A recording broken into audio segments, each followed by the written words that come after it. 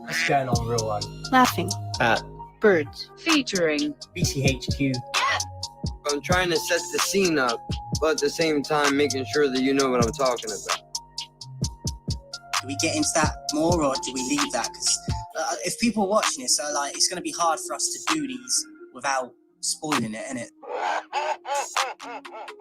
Perfect. I think we're going to have to kind of not censor things, because otherwise people, do you know what I mean? People might come here that have already seen it as well, just to see what we thought of it. You win. This is what it is, okay?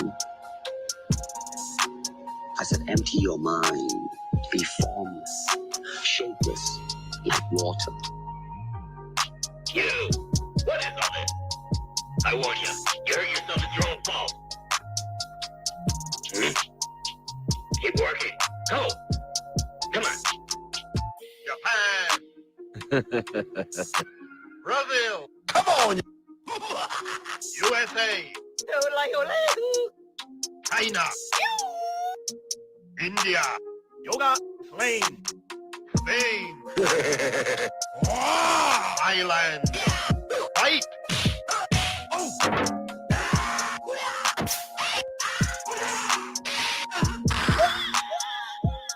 Come on! Fasten it up!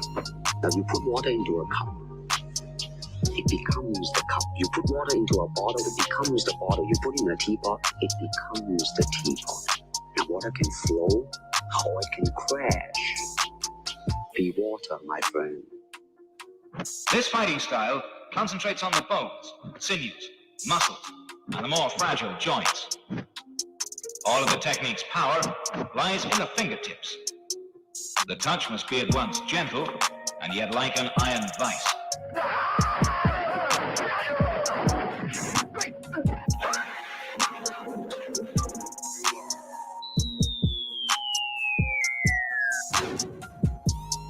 You trying to kill him? What if I do? We caught the pair of them red-handed. It's what they deserve. You're just a fool. Big one. Well then, what do you do with fools? We kill him. And dump him. The following program is intended Yeah, for it is. mature audiences. Welcome. What's up, cocksuckers? What are you doing? Check it out. This is what we are doing today. I'm waiting for my partner in crime here to show up so we could review this movie. Oh, he's gonna be hot probably, but whatever. We're gonna do it. I appreciate it. You know what's up, dude? Streets of Rage, sound effects. Definitely. It took me a while to put that together, but that was fun.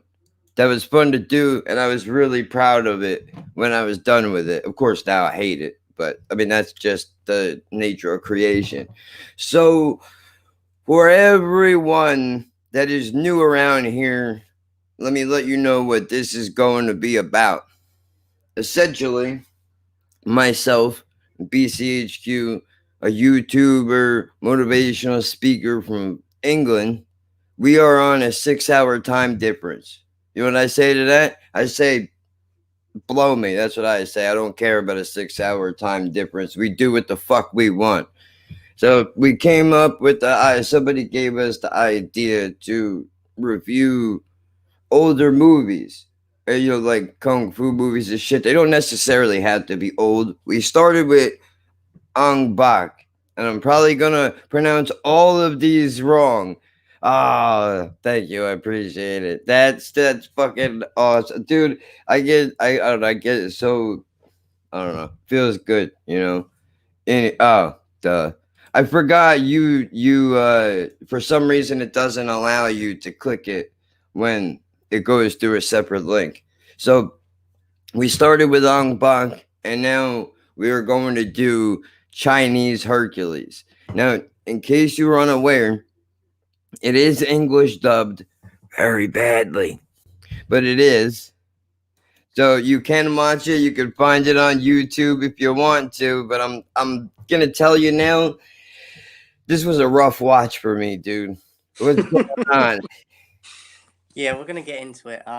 But just off the bat, I agree. Oh man, I mean, dude, I seriously, I must have had to try to watch this movie 20 times until last night. I forgot that we were supposed to do this, and I was sitting in my living room. I'm watching The Blacklist, and James Spader said something to somebody, and I was like, "Oh fuck, I have to go watch the Chinese Hercules movie." I forgot. If I forget again, this motherfucker's gonna kill me, right? I thought you'd already watched it. I tried to watch it a whole bunch of times, but the quality of everything was so bad I couldn't sit through it.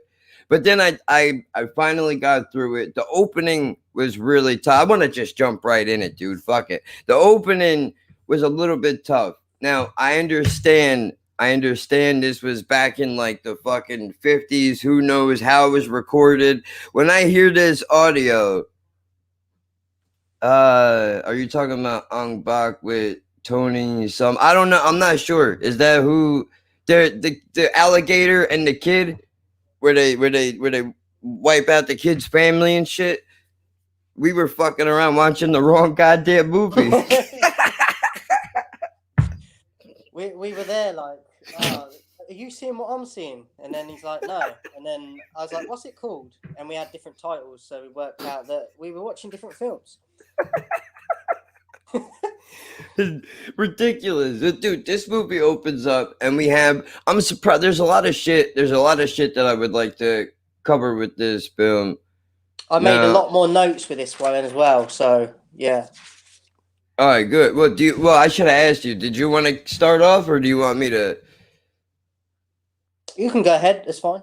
Okay, so the first thing that I want to mention is I thought it was very interesting. I didn't realize this until the end, that the actual star that is in this film is not the main guy. I thought that was interesting. I don't think that's something that would happen in America necessarily. It seems like we seem to push the stars to the forefront while everybody else seems to take a back seat. So I did like that.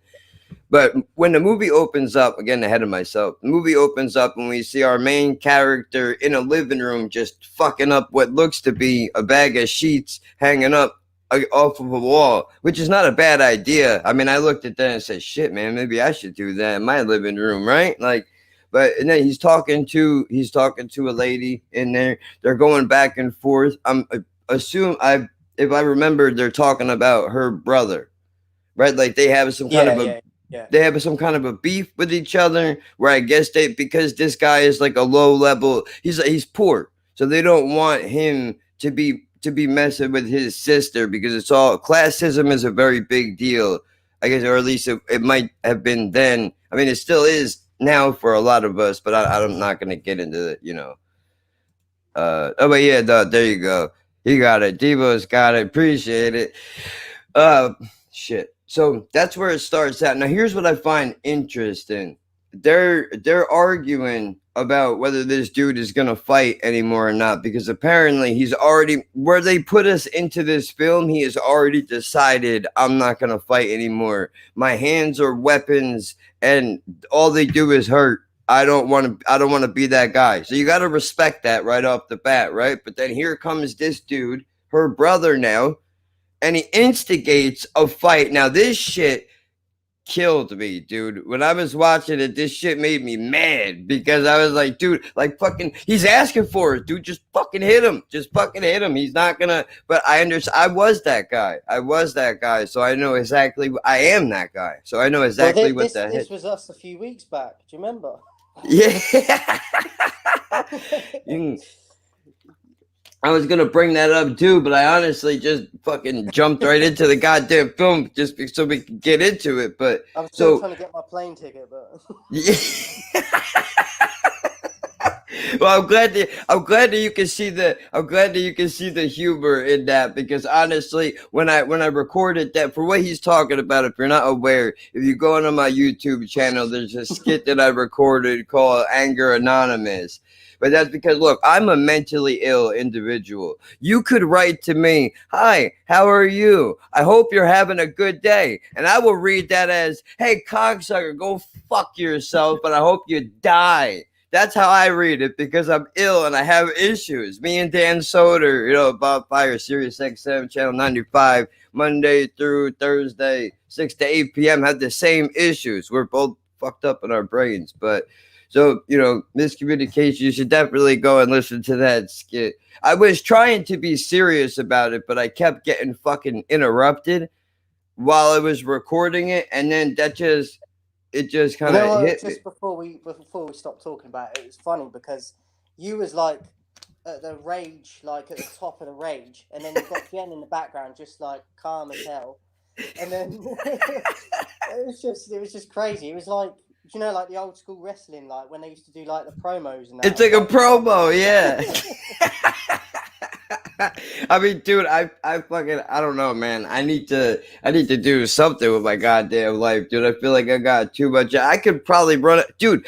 Yesterday, I was just looking up how to write storytelling for a comedy, dude. I think I need to do so. I don't know if that's what it is, but I feel like I could run a stage if I was given the opportunity and I'm prepped enough. I think I might be able to do it, so I can place this energy somewhere that is not trying to buy plane tickets for. That's what it is. It's just finding something to channel it. Do you know what I mean? Like you said a minute ago at the beginning of this film, where he's letting out all that pent up aggression and everything. Like you just need to find something to do that for yourself. Right, but it's not.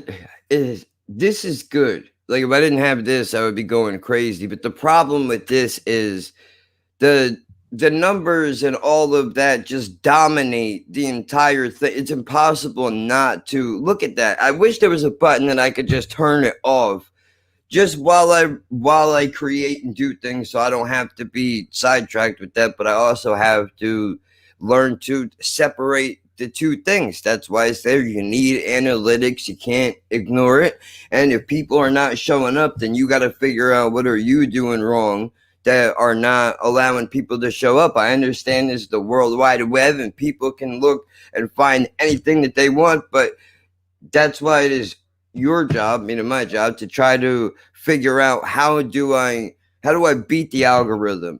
How do I force these people to understand that what I'm doing is something that's worth watching? That's the difficult part. But, to switch back into the movie quickly, the two characters, the brother and him, begin to have an exchange. And now eventually, what I find interesting is he doesn't fight back right away. And he even goes as far as to saying, the brother, while he's punching him, is like, come on, like, I want you to fight. It's no fun. He actually said, it's no fun unless you fight back. And the guy is like, dude, I'm telling you, don't push me. That's what the man said. Did he listen? Of course he didn't listen. So what does he do? He pulls a fucking knife out. Which is clearly is a bitch move. This man does not have, our main character doesn't have a weapon on him, and you're gonna pull out a knife and try to stab him behind his back. You don't even have the decency to stab him in front of his face. But now that forces our character to break out of that, I'm not gonna fight, and now it's either I'm gonna die or I have to defend myself. And now one thing leads to another. And now this dude, from one punch to the chest up against the tree, is seeming to have died. And now everybody wants to make a big deal about the fact that this dude is dead. How about we focus on the fact that he just pulled a knife out on our guy and that's self-defense? Why are we all carrying on like he was just murdered in cold blood? Like, what is happening here? And also, like, when that scene's happening, he's like, the brother is walking with his mates, like, and they're just joking about. And then he just switches, and it's like, Jesus, how crazy is this guy? Yeah, immediately, like, he goes from in the middle of singing a song, to he moves a tree branch and sees him there, and he's like, oh shit! Like, now it's just immediately. It's like when it seems like if you pull off real quick on the side of the road and you run into a store to take a leak and you come back out and there's a ticket on your windshield, that's basically the reaction that this dude had to seeing this guy, which is ridiculous. But so that's how we open up. And what I really What I also found interesting was, I think it was shortly after that scene, this guy, now having fought again, apparently after swearing never to do so, decides to take some time, move away, go to a pier, work, but he took a rock on a beach and he broke his fucking hands himself. That was gruesome, wasn't it? Like that Yeah. happens in like first. This is all within like the first 5 minutes of the film. It's like Jesus. Dude, I mean, that really set, for me, that really set it up to show like this is what our character is all about. Like, this dude is willing to go as far as to break his own hands because he went back on his word. This is not a man who fucks around at all. And then to go on beyond that, and then you're working and you're getting yelled at by your boat. What is all this? What is all this? I'm assuming that he was taking like 8 shifts at his job where they're moving 200-pound bags of rice off of the boats and shit, which is where this all, surprisingly, I didn't see this coming into the plot. I didn't realize that was the direction they were going to go in. But so this dude I'm getting a little ahead of myself. This dude has now, he's broken his own hands, but he's gone to work. He's trying to be legitimate, and he doesn't want to fight. So I'm telling you, I don't know what it is. This happens in real life. It happens in movies. Whenever you make a decision not to do something, if you decide that you're not going to look for an altercation, the first thing's going to happen is somebody's going to bring one to you. It's almost like they're testing you, like, are you sure about that? Let's see where your resolve really is. So, of course, that this is what brings the film into becoming what it is. Because now, this guy, I don't know what it was that made him choose to not fight anymore, but I would have to imagine it must have been that he killed somebody at some point. Say, like, because doesn't he die at the beginning, the brother? I got the impression he's dead. Yeah, so did I, because they were like, you murdered him, you killed him, and then he runs off. I'm just assuming that after that, he's just scared because he knows that even if he tries to avoid it, like you said, people are going to test him, and he feels like he doesn't have control of the power in his hands, basically. He feels like he's kind of like some godlike power in him, that he's going to kill anyone that he touches. That's the kind of impression I was getting from it. So he's kind of like scared of the damage he can do, like he can't control it. The interesting part of it is that he even goes as far as to, he gets beat up several times in this film by his own choice. Like, he literally just stands there and takes the beating, and they're really trying to get him to fight. And even what I find the most interesting about that is even the other people that he works with will mention this. They talk amongst themselves while they're watching this stuff happen. And, some of them even say, like, I know that this guy could fight. Why is he standing and taking it? Like, the movie is almost trying to explain to you what is happening if you're having a hard time keeping up with what's going on. The one thing I will say that I did not like about this film was the transition seemed to be a bit all over the place. It's kind of hard to keep up with, especially because we're dealing with an English dub, which is great, but you're going to, I think there's some stuff that's always going to be lost in translation. There's not a whole lot you can do. I think the dubbing, again, it was just awful, wasn't it? It's just so cheesy. Like, but it never, like, I've never seen dubbing in a martial arts film that I'm like, that's spot on. And even like the first bit, like, note I wrote down when I was watching it was just, I think, from him hitting the bag at the beginning, just the sound effects. Oh, dude, they're so terrible. That's what made it so difficult for me to watch it, because those noises are so loud and just like goes right through your fucking ears, dude. I just think that they overdo it so much. Yeah. Which I don't, that was the first bits, that was the first thing I wrote down, was the sound effects. Like, just. Well, I was gonna say, if you wanna jump into your notes a little bit, dude, we can go back and forth. So you've already covered quite a few of them anyway, like the starting ones. I was just like get the impression that like when he's on the beach and that at the beginning, he's killed that brother in the nighttime, and then he hasn't like been anywhere to sleep. Like he's walked the whole morning through, and then he flipping crushes his hands to piece.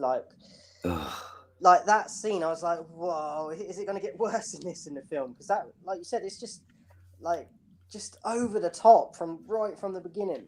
Yeah. So, what else have I got? I noticed that the main villain in it, because there's like what do they call it? Like a cartel sort of thing going on, isn't there? With like a Chinese. The syndicate. That's the one, yeah. Like the main guy that brings in like the muscly like bad guy in it. I've noticed that he's in. I've got his. I had to search his name. It's Bolo Young. Yeah, that's the one. He's in Bloodsport. He's in Enter the Dragon, like with Bruce Lee. I've noticed him in quite a lot of the old martial arts films, and like because when you see this film, you kind of think like low budget. Do you know what I mean? Like grainy. Yeah. And it was good to see him in there because, like, for me, that's someone I grew up sort of not necessarily knowing his name, but knowing his face as soon as you see him in a film. Yeah. And I thought it's good to see him in this because, like, I wasn't expecting someone, when you think of him in, like, a Bruce Lee film or Van Damme, and then you see him in this, it's like, it's kind of, I think it adds to the film. Like, if he wasn't in this, I don't think I would have liked it. Like, I didn't, like, we'll get to the ratings and that anyway, but I feel like he added something good to the film. I mean, I also found it interesting that he had very little dialogue, if any at all. I think I only heard him speak maybe 2 or 3 times out of the whole film, where basically him just walking around on camera was just them letting you know that he's there.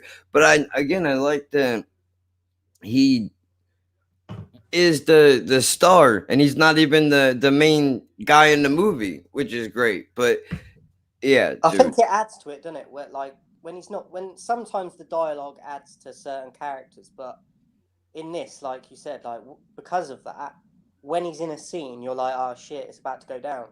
Right, and not only that, because he doesn't talk so much, like you were just probably about to say, the fact that he doesn't have so many lines makes it that much more important. When he does finally speak, you pay attention. Because he's not... Even if it's like something that you're like, oh, that's a bit... Like, because, like you said, like you're not expecting him to be like articulate or anything anyway. Like, yeah. You're like just there to do business, and like, so it doesn't even matter. What else? One thing I didn't like from this, I don't know why particularly, but I didn't like the environment of like what do they call it? Like the piers and that of how they're working and that. I felt it was very like, I just thought it was boring. Well, you know what? It might have been. I mean, I'm not sure. I haven't looked into. I really should have did a little research into this film. But now that we're talking about it, now that you mention it, that kind of makes me want. I wonder if this was a film that they spent their entire budget on getting Bolo to come in to be on the cast. That they were like, oh, we've spent it all. Now where the hell are we gonna shoot? I guess we'll go to this pier over here and we'll just shoot the whole movie right here, and we'll probably use the director's house. Because it was the pier and they used the house. That was it. Only one house. But yeah, the boss, their boss from their job. These guys all work at a pier where they're moving rice off of boats or whatever it is that happens to be coming in. They have a boss who is a fucking piece of shit. Like, I know that if you're a grunt worker, chances are you do have a shitty boss. Unfortunately, it sucks that we can't even really get representation on the low level. But I mean, this guy, I'm assuming that he has to have had mob ties at some point, because very early on in the film, he is approached by a member of what is referred to as the syndicate. It's never much more clear other than the fact that it is some type of mob or gang organization. But this boss comes in and he says to the guy who runs the pier, listen, you need to get rid of all these workers. we want to use this for something other than what it's being used for now, pretty much. So get it done. Now this boss goes to the manager of all the workers, and he's like, look, I'll pay you to get rid of these guys. But also another thing that I like is, it seems that, and I know I'm all over the place, but it seems that honor is a big fucking deal in this movie, because when the boss approaches the manager to the work site and says, tell all your people to move and I will pay you, you don't ever have to worry about working another day in your life, whatever it is, the guy is like, dude, these are not just my coworkers, these are my friends. I'm around these guys all day, every day. I can't betray them for any kind of money. But their boss, the reason why he's a dick, dude, is if they paid you, there's a scene after the sex scenes in this movie are fantastic. Though I do really enjoy them. I forgot about it, to be honest. But It's just sound effects again as well, isn't it? 'Cause you just like, and then he gets it's the boss, isn't it? At one point, and she's like trying to get him in bed or something, and he's just like, just his facial expressions, and then he's like, and then he like, do you know what I mean? Bro, my favorite thing, he's in the middle of having sex with her. And then he just pulls out and jumps off the bed and goes starting counting his money. Like, what are you doing? No man would do that ever. No man would do that ever, right? She's like, what are you doing? He's like, I've always been rich, but I've never seen this much money. Like, bro, this guy's a fucking douche, man. Do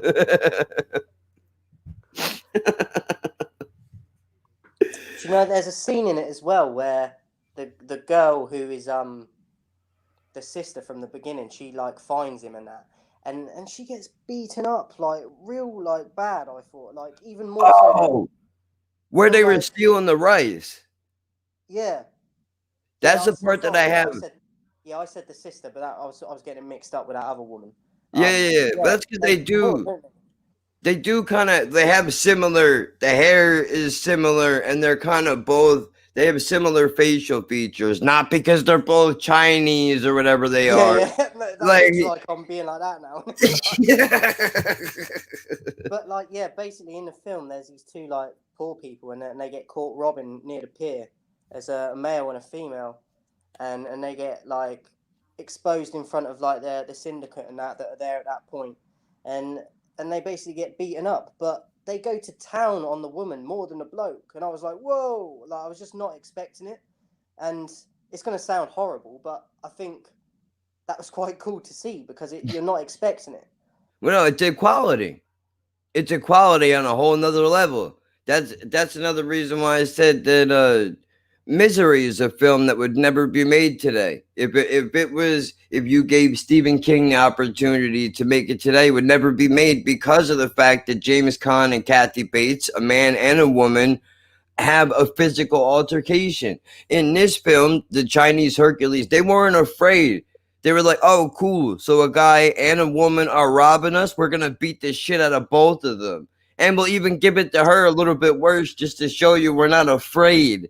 We're not afraid to dole out the punishment around here. I do respect that. When movies have the balls to do things like that, it lets me know that I'm in for a ride, and whatever is going to happen may be unpredictable.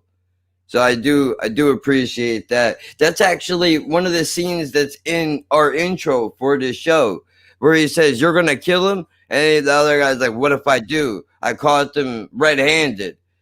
That's what I'm talking about. They were stealing rice. And then some of the workers even go as far as to try to bail them out. They offer up their own money to be like, all right, enough with the beating. We'll pay you. Just leave them alone and let them go on their way. And of course, the boss is like, well, you don't have enough. They've been robbing us for months. There's no way you can cover it. And then in comes the star of the film, right? This little skinny guy who is so small, but just a monster. Just so you can't underestimate people because of their size. That's another Got thing. dynamite in his hands. Yeah, yeah. But He's like dude, Mike Tyson without muscle. seriously. But I mean, that this dude gives up a month's worth of work money, and they still try to say that it's not enough. But it just that also goes to show you, I guess, how seriously that they take being robbed. I mean, whether it's a syndicate, I mean, just in the culture as a whole. You're gonna see me looking to the side in that. I'm just letting you know and everyone viewing. I'm not like not listening. I'm just looking at my notes and that as well. Yeah, I figured. But you're covering a lot of it anyway. Like what we just spoke about, I was going to mention anyway. But you're going through it anyway, so you're doing it for me. So yeah, but I noticed as well. I put down in the notes that that bit where they offer to pay the syndicate and that, and then the bloke gets beaten up. But it was literally for about 5 minutes, like that was about 5 minutes, like just beating the shit out of him. Like, I'm not gonna lie, I was on my couch, I was cursing the fucking movie out, dude. Like, fucking annoying sound effects, god damn it. Like, it's a good fight scene if you could just, and I just like, you know what, just, I found myself muting a lot of the time because I'm like, well, I don't want to skip the fight scene because Jen is like, if it's why don't you just skip it? I go, if I skip it, I'm gonna miss something, and then I'm gonna have no idea what's going on. I can't do that. Have to sit through it. Got to deal with it. So just mute it, unmute it. It's not like the good thing about these films. I think you don't necessarily need the dialogue. You can go without it if you watch it. You can kind of piece together what's going on. But because it was dubbed in English, I mean, I do love the fact at the end there's a line at the end of the film that well, one of the guys says, "Hey, look, it's a piece of shit. What do we do with a piece of shit?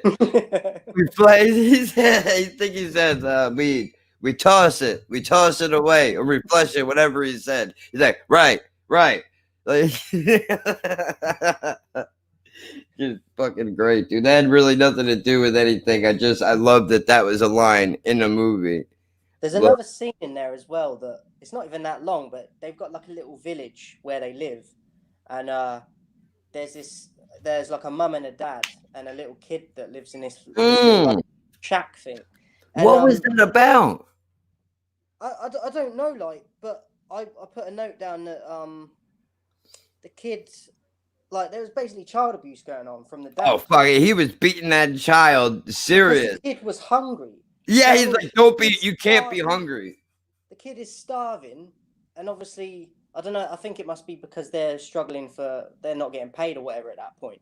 And then he's like beating the shit out of his kid for crying because he's hungry. And I was like, it's just another one of them scenes. You're just like, whoa, like what? Like you said, unless you're like an independent film company nowadays, that's not getting put on a TV.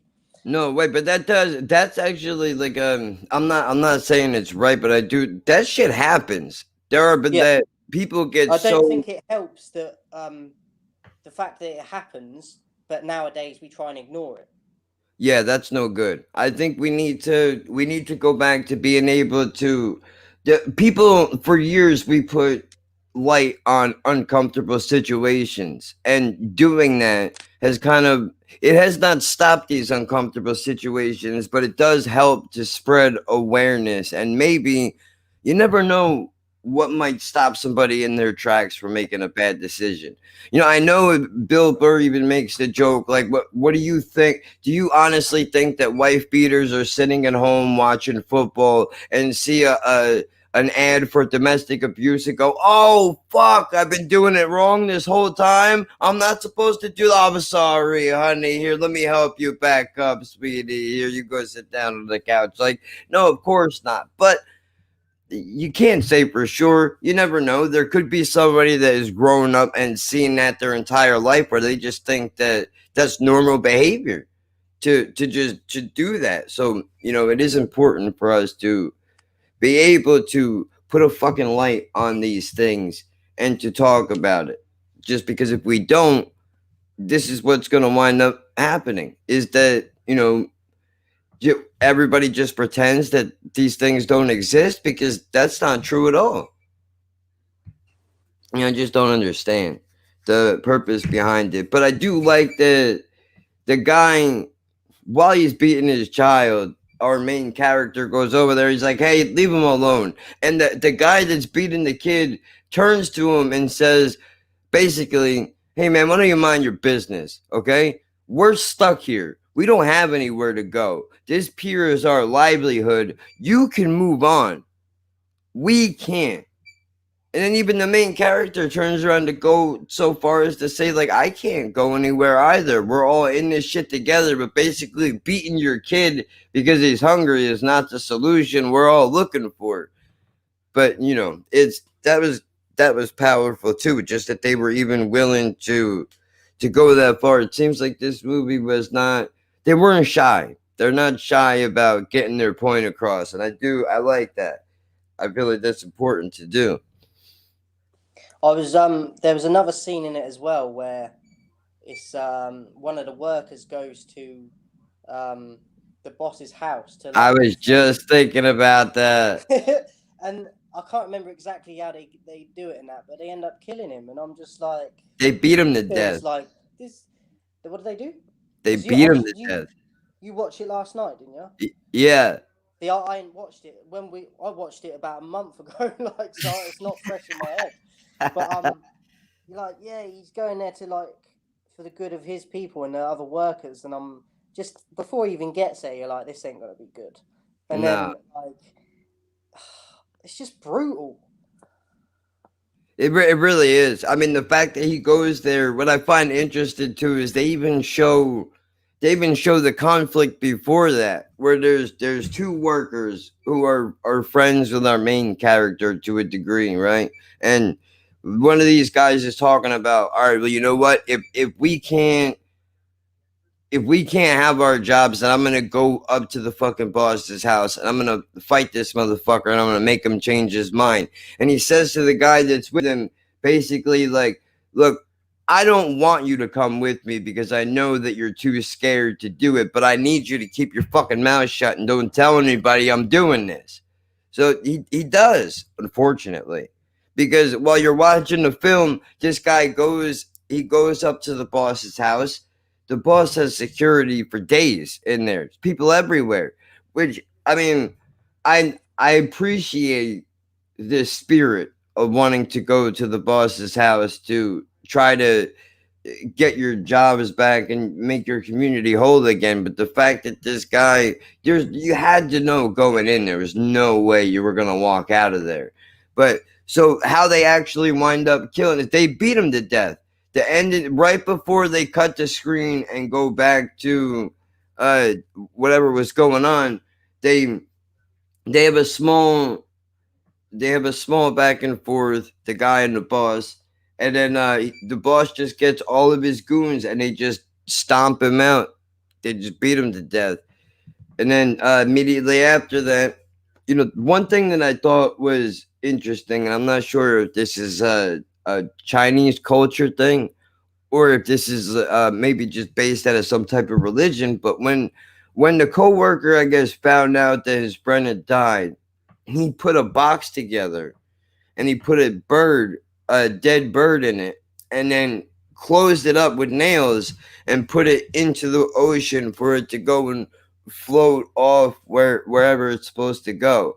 I don't know if that was a gesture to try to help this guy's soul or what that was about, but Yeah, I didn't really understand that, but I think it would, like you said, I think it was probably to symbolize, like, his spirit, like, being let free, I reckon. Like, I don't know, it's hard to say in it because it's also obviously, like, a different culture as well, so it could mean something totally different. Yeah. But I mean, there's go ahead. No, I was just gonna say,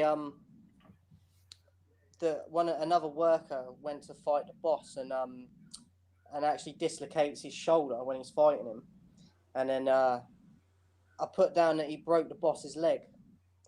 As I said, this is weird for me now because I watched it so long ago. I've got my notes, but I can't remember it properly. But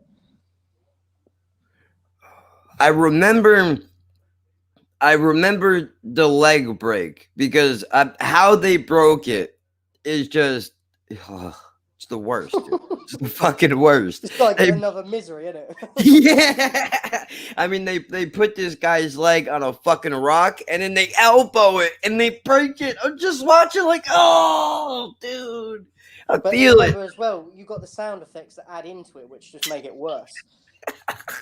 Especially because they're bad.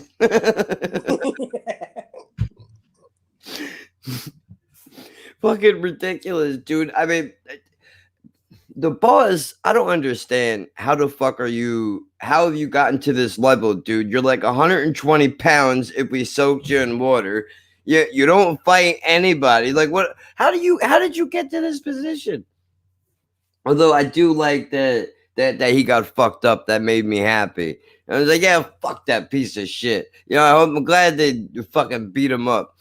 You know, and then of course comes back later. How about when the boss tears down the entire? I guess that was a lunch area or whatever it is that was set up by the pier. There was yeah.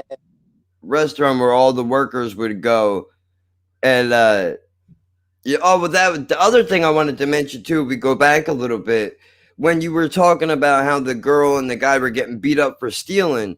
Our main character offers the money to try to make this right, and later on, the workers go back to this place where they all eat after work or whatever, and they go up to the guy that runs the place, and two of our worker friends say to the bartender or whoever he is, like, hey, when our main character gets here, you know, his drinks and his food are on us, you know, because of what he did today. And the bartender looks at them and he goes, well, you guys are gonna have to get in line because every fucking body in here wants to pay for that guy's shit right now. Which I was like, you know what, dude? That's I like that. You know, everybody recognizes, like, you know, that was and it wasn't. I don't even think they did it because this dude was doing it because it was the right thing to do, not because he wanted to win the affection of these people or because he wanted other people to think that he was a good person. He was just doing what he felt was right. And I think when you do that, people can see whether your intentions are genuine or not. Yeah. But Like, he's one of them people, like, even though it's like made up, like, he's like, what you see is what you get in it. Like, he's not, like you said, he's not doing it for like what you're gonna do for me now. right, yeah, not at all. And the ironic part is that, you know, I'm not sure if he gets where he's at, but somehow the people that were robbing, they go back and they find, I guess, where he lives or where he was staying. That irritated me. There's a few scenes like in there where he's like laying trying to sleep and stuff, and they're just like through like this little window, like the flipping child snatcher out of Chitty Chitty Bang Bang. Like, what are you doing? Like, it's just like they were, to me, like, obviously they were struggling and stuff, but like I felt it was a little bit desperate, the scenes from them two in the film. Like, I feel like, I don't know, they just seem very needy and beggy. Do you know what I mean? I didn't like Well, yeah, it. there's that, and then the fact that they go to his window, they wake him up, right? And now he sits up, and he's completely okay with this. By the way, he's not even upset at all in the least bit. He actually looks kind of happy that they showed up, which I really don't understand. But Whereas, by okay. the way, just for people that are watching this, if someone did that to Jack, he'd probably, first thing he'd do is go and pick a knife up and chase him. Oh, dude, terrible. Like, if you're calling me in the middle of the night or any time before fucking 8 a.m., somebody better be dead or on their way to fucking dying, dude. Because, like, come on now. I don't mind helping out in emergency, but there better be stress in your voice. You're calling me that goddamn early. But dude, he says to them, this is the part that fucking, I almost threw my remote at my television when I heard this shit. He says to them, hey, listen, man, I'm glad I was able to help you. And I'm paraphrasing. I'm glad I was able to help you, but you motherfuckers can't steal no more. And they were like, well, dude, we have to. We're not gonna live. And he's like, I can't bail you out all the time, stupid. What do you think? I'm gonna just be able to do this always? He's like, you guys gotta go get a job, son. I don't know what you're doing with your life. Also, I noticed as well with that is, I know that they're not sure when they're going to get food and that again, but even from the beginning of the film, it's like, how much are you trying to steal? They had like sandbags worth of it. I'm like, Jesus, like, how much are you trying to take? Just take Seriously, like what happened to just filling your pockets and then going back later? Something to be said for greed, dude. Like, obviously, you're not. If you were really that hungry, I would imagine you would take whatever you could and then run home and make that shit so you could eat it. I do understand wanting to hoard the extra food while you have it, but that's why you got fucking caught. You got greedy. Yeah. Gotta just take what you can. But I mean, the fact that those people showed up at his house and he allowed that to happen. Now I don't know where they went. There's no follow up with them in the film. After they visit him at his house, those characters just kind of disappear. And I understand maybe they're not so important to the film anymore, but I would kind of like, if you're going to introduce me to characters, can you at least trail them off so I know what happened? What can you do? So, moving from that, what saved this movie for me, because I think this, despite that there are plenty of good things that I could say about this film, I fucking hated it. But one thing that saved it for me was the fight scene between the main character and Bolo. Because you know it's going to happen, don't you? But it's so drawn out that you're like, the film's like going to end soon. You're like, what's happening? Like, I think it takes so long to get like to it to happen. But yeah. I just before I forget, I want to actually rewind a little bit because I almost skipped this and I don't want to skip it because this is also, I feel, very culturally important. Now, the syndicate has the boss. They've called the boss to the syndicate place to ask him, why is it that you have not gotten these fucking grunt workers off of our goddamn pier yet? I was going to talk to you about this a minute ago. I was going to say, there's something I wanted to say, go back a bit, because when he's there as well, like, have you seen Scarface? Yes. Like, when he's can't remember the guy's name, but he goes to his house. And then So you get the helicopter scene. Yeah, and then you get the helicopter scene. Yeah. I'm only gonna tell you once, Tony. Don't you ever try to fuck me. And then, like, they say all that, and then they're like, "Do you want a drink?" And you're like, "Yeah." Yeah. Oh, cool. You hang people out of helicopters around here? All right, let's go have a drink. Yeah, get the fuck. I would be like, yeah, check, please. I'm getting the fuck out of here. But I mean, I guess that's the cocaine. Offer you anything at that point, and you're going to be in so much fear that you'll be like, "Yeah, sure." You know what I mean? Like, but when I was watching that scene, how about a new pair of drawers, please? It kind of, even though it don't go to that extreme like it does in Scarface, that scene reminded me of that scene in Scarface because, like, you can sense the tension, and he does get a little bit beat up in it, I think, doesn't he? Yeah. But, like, before that happens, like, he's just so on edge, just sat there talking to him, and then you've got that Bo Leng or whatever his name is in the background, just waiting to pounce on him as well.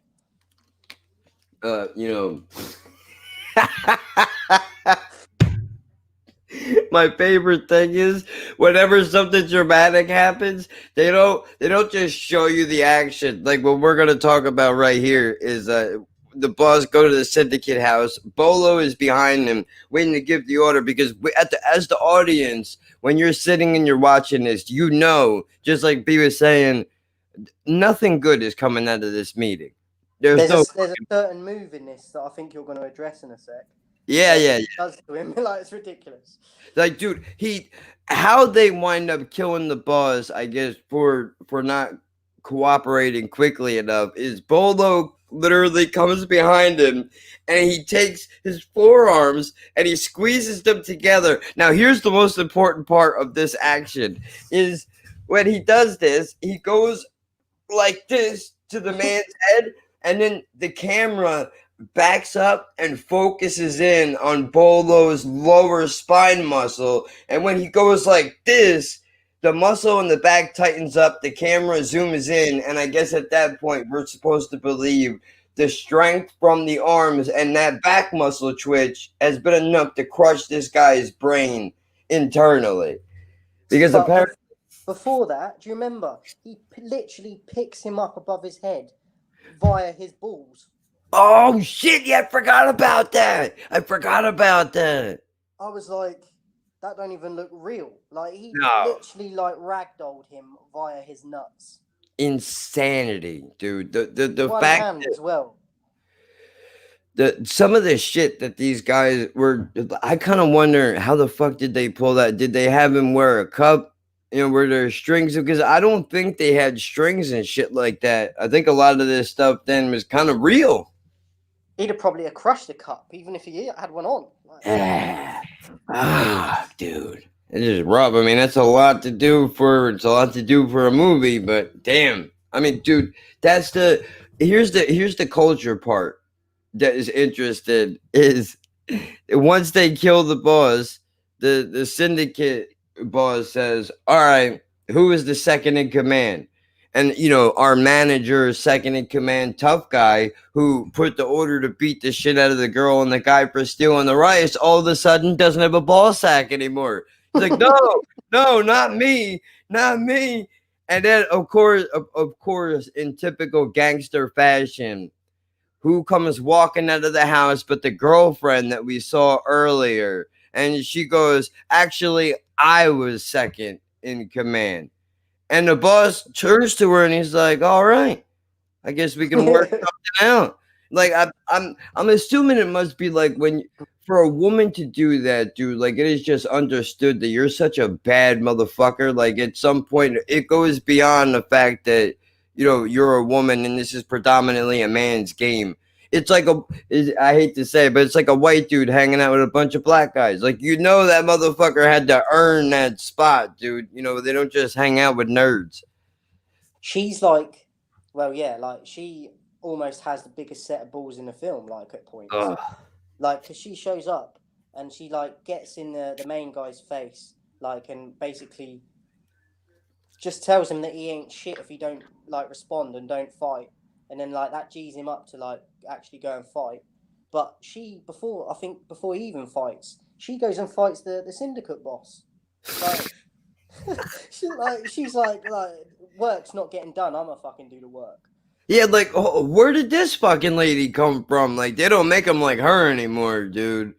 Just a savage, all around savage. To be a woman in that time, and then not only that, but you're gonna fight the boss of a fucking syndicate. Serious business. But you know what, though, dude?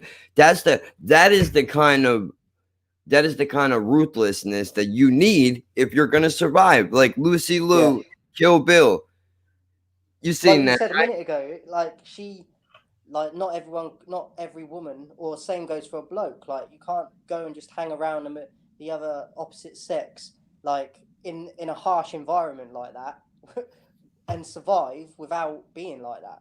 Yeah, no, you gotta earn it. Especially, you gotta be even more ruthless if you don't look and sound like everybody else you're surrounded by, because you have to let them know that you mean business. And if it comes down to it, I'll take all you motherfuckers out. But she's so boss in it because she goes and like slags the bloke off, like you need to fight back, and then she goes and does it like I'm gonna lead by example before you even fucking do fight back. Like it's just like. I just wanted to like applaud her. Like it's just crazy. It really is. I mean, I love that though, dude. I love when movies do shit like that because to me, if you're like, see, the problem is people will look at like a Lucy Liu and a Kill Bill or this lady in this movie, and they'll be like, oh, that would never, you know, that's not realistic. Like, no, absolutely, I believe that's realistic just because of how it shows you how much harder they have to work to get where they are. And you know, I think as well with the newer characters, not just Lucy Liu, but other fighters and that, and just in general, like they sexualize it a lot more now, don't they? So I think that added to the film as well, because she's not like, you don't look at her and be like, oh, I can't wait for her to be naked. Do you know what I mean? Like, I she's not fucking necessarily like she's not ugly, but like I didn't even look at her like, she's all right. Do you know what I mean? Like, yeah, not at she's so all. boss, like, Exact, not at all. Not one time did it ever even enter my mind. Not once. Which is good. I mean, I think that's if that's what we're working on, we have a problem with that over here in America, man. Like, dude, listen, I'm it's all like it over here now as well. Like, I think it's always kind of been like that over where you are, but I think we're getting more like it as well now as well. I don't like because dude, you're taking listen, there's of course women, sexy, powerful, all that shit is great, but if you're trying to make a woman the lead of a fucking action movie, I don't care about what her body looks like. I want to see her perform. Just like if we're gonna do that, then put James Bond in a fucking speedo. Is all I'm saying. Yeah. I don't think even if they had have like sexualized her in that film, it wouldn't have worked because of how the film is, like, because of how like sort of in your face and like over the top it is. I don't think it would have worked even if they had tried that with her. Yeah, no way. I mean, dude, don't get me wrong. If the scene calls for, the woman to use her ability to be sexy in her favor, like if she's an assassin, let's say, and the only way that she can get to her target is if she has to put on a little bit of a revealing outfit, work her way into the room to get the job done. I understand that and let's go for it. But at the same time, I don't want, and I am not a bleeding heart in the sense that I'm going to be like, oh, hashtag feminism and all that shit. I mean, I believe in equal rights. I think some people take it a little bit too far. A whole different conversation for another day. But the point is that, let's just have, if a guy can play in an action movie and not have to worry about having his ball sack make an appearance, why is it not the same? Why is it not the same for a woman? I want a powerful woman that's not going to be sexualized. I don't want to think, if I'm thinking about fucking you the whole film, I'm not considering how valuable what you're bringing to the screen is, unfortunately. And I'm not sure if that is a director choice, is that the production company who's making these choices. But I mean, there's a lot of really good women that I think are gonna, they're not valued as much as they should be simply because of the fact that they're exploited in a sexual way where it allows people to go, nah, I mean, it's okay, but it's an action movie with a broad in it. Like we're past that. I don't understand if we've done movies like this or even others, we've proven that it can be done. So why I don't understand why we fuck around. You know I'd what I be mean? interested to know the percentage of films that from that sort of time period of that are more like this one, where they've got a woman in it that's involved in the film, but she's not getting sexualized. Because I was just thinking, even in like Enter the Dragon, when they go to that island and that, they basically run in like a whorehouse as well in certain scenes. Oh shit. And that's got like Bruce Lee in that, and that's like his most famous film. And but even in scenes of that, they've got like a whorehouse where they're bringing the women into the fighters' rooms, and they're like, pick one. Do you know what I mean? It's Yeah. like it's crazy. So, but I think that was around the same sort of time period. I might be wrong on that, but not that far away in certain like amount of years from when this one would have been made. But I don't know if it's just more of a mainstream thing, or that's why I'd be interested to know the percentage of it, because hopefully I'd like to think that there's more out there that are like this one, where you don't even look at her and have that thought. Because nowadays it's like 10 out of 10 of the films, even if she's a badass, there's going to be that sexual side to it as well. But yeah, I was gonna say I do kind of want. That's a good point that you bring up. Is because it's such a mainstream film. Did they throw in that angle of the the whorehouse bit? because it's such a big film and you have to check all the boxes. Yeah. Like, okay, we have action, we have naked women. It's like a Tick fucking box, isn't it? fire. Yeah, ridiculous. Whereas maybe this one, because it was a little bit of a lower budget film, they didn't have to worry about doing all that. Where they were, but unfortunately, sometimes that's what makes the independents better than the larger films, is because they go right to the heart of the action.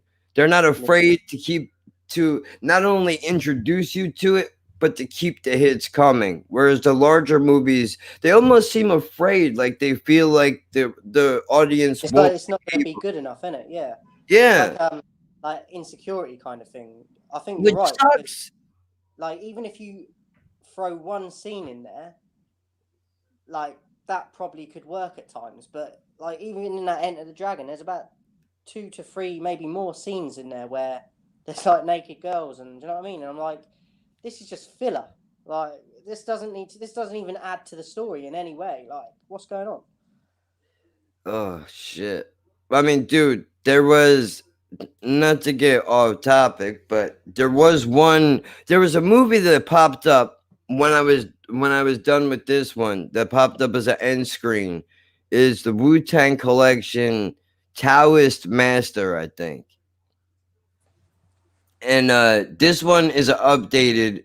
This one seems to be more updated. I only bring it up because uh it seems to be newer. There's special effects in it and shit.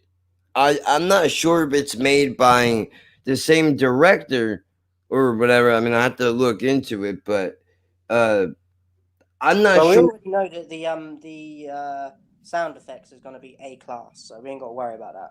Yeah, well, that's the good thing is I did watch a little bit of it, like literally, I think maybe the first 2 minutes of it while I was messaging you before I took the dog out, and I was like, oh man, like it's not English dubbed, and there are English subtitles, but the difference between going from the film that we watched just to a moment of this one, it's like night and day. But I mean, I like that the older films like the one that we watched do exist, though, because it does give you kind of it gives you a baseline, like, Yeah, even and a low budget. I think even if you don't like personally like them that much, it's important in it because, like you said, it's like the foundation of what was to come after. Definitely. I mean, especially Wu-Tang. Without these movies, Wu-Tang wouldn't exist, and everybody knows Wu-Tang is for the children, right? So what would all the kids in the world do if there was no kung fu movies, dude? I noticed in my notes that near the end, when the girl like comes back into the film from the beginning, and she's talking to the guy to try and convince him to fight, and that she tells him that her brother didn't actually die, and I forgot about that until I saw my notes a minute ago. So Oh shit. when I she must have been said, so wrapped up in what was going on, I didn't even catch that. yeah, like she's like saying, "Oh, like you need to like man up and go fight," or like they're killing everyone and that. And then I think he says something about I can't because last time I ended up killing your brother, and she's like, he didn't die.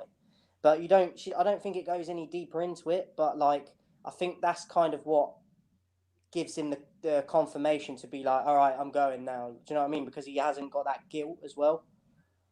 Right, I was Even though trying to he's still figure got out. that, like he's still like, oh, like I'm a bit scared of what I can do, what I'm capable of with these. But because she says that he didn't die, I think it took a lot of weight off him, and he's like, right, let's fucking go. Yeah. Well, I mean, I did want to know what it was that made the switch for him to be able to decide to fight, because I mean, he had plenty of. I mean, they killed his fucking friend. They killed his friend. They bring his body to the fucking beach, completely disrespectful. Just ripped the sheet off him, basically. And he's. I thought that was gonna be the moment where he was going to fight, and that was where the change was going to happen. But surprisingly, no. He, as badly as he wanted to, he didn't. And I mean, I respect the discipline of not being able to do it. But I mean, there's certain situations that I feel you can't resolve violence and not everything could be resolved with violence, but some things violence is a necessity.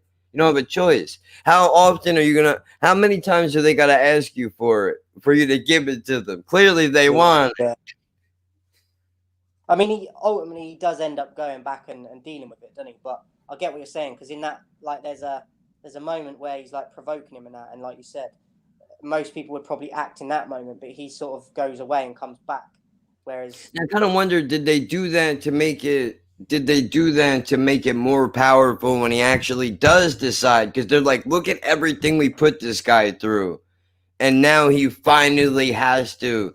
That switch gets turned, and that's it. But even what I also find, and I'm sorry, kind of dominating this whole thing here. I mean, you took the time to do notes and shit. yeah, but and here the I thing is, like I've said, you've pretty much covered like my notes basically. I had like three. Let me just count how many pages I had. 1, 2, 3. I had just under 3.5 A4 pages of notes, and you've covered it. terrible. That's terrible. I do that, dude. But I mean, the good thing is though, 4 pages of notes, and being coming freshly off of you. At least we both gravitated towards the same shit, which I do find interesting. At least we're It's looking at interesting with this as well, because we were saying the other day off camera how different our music taste is.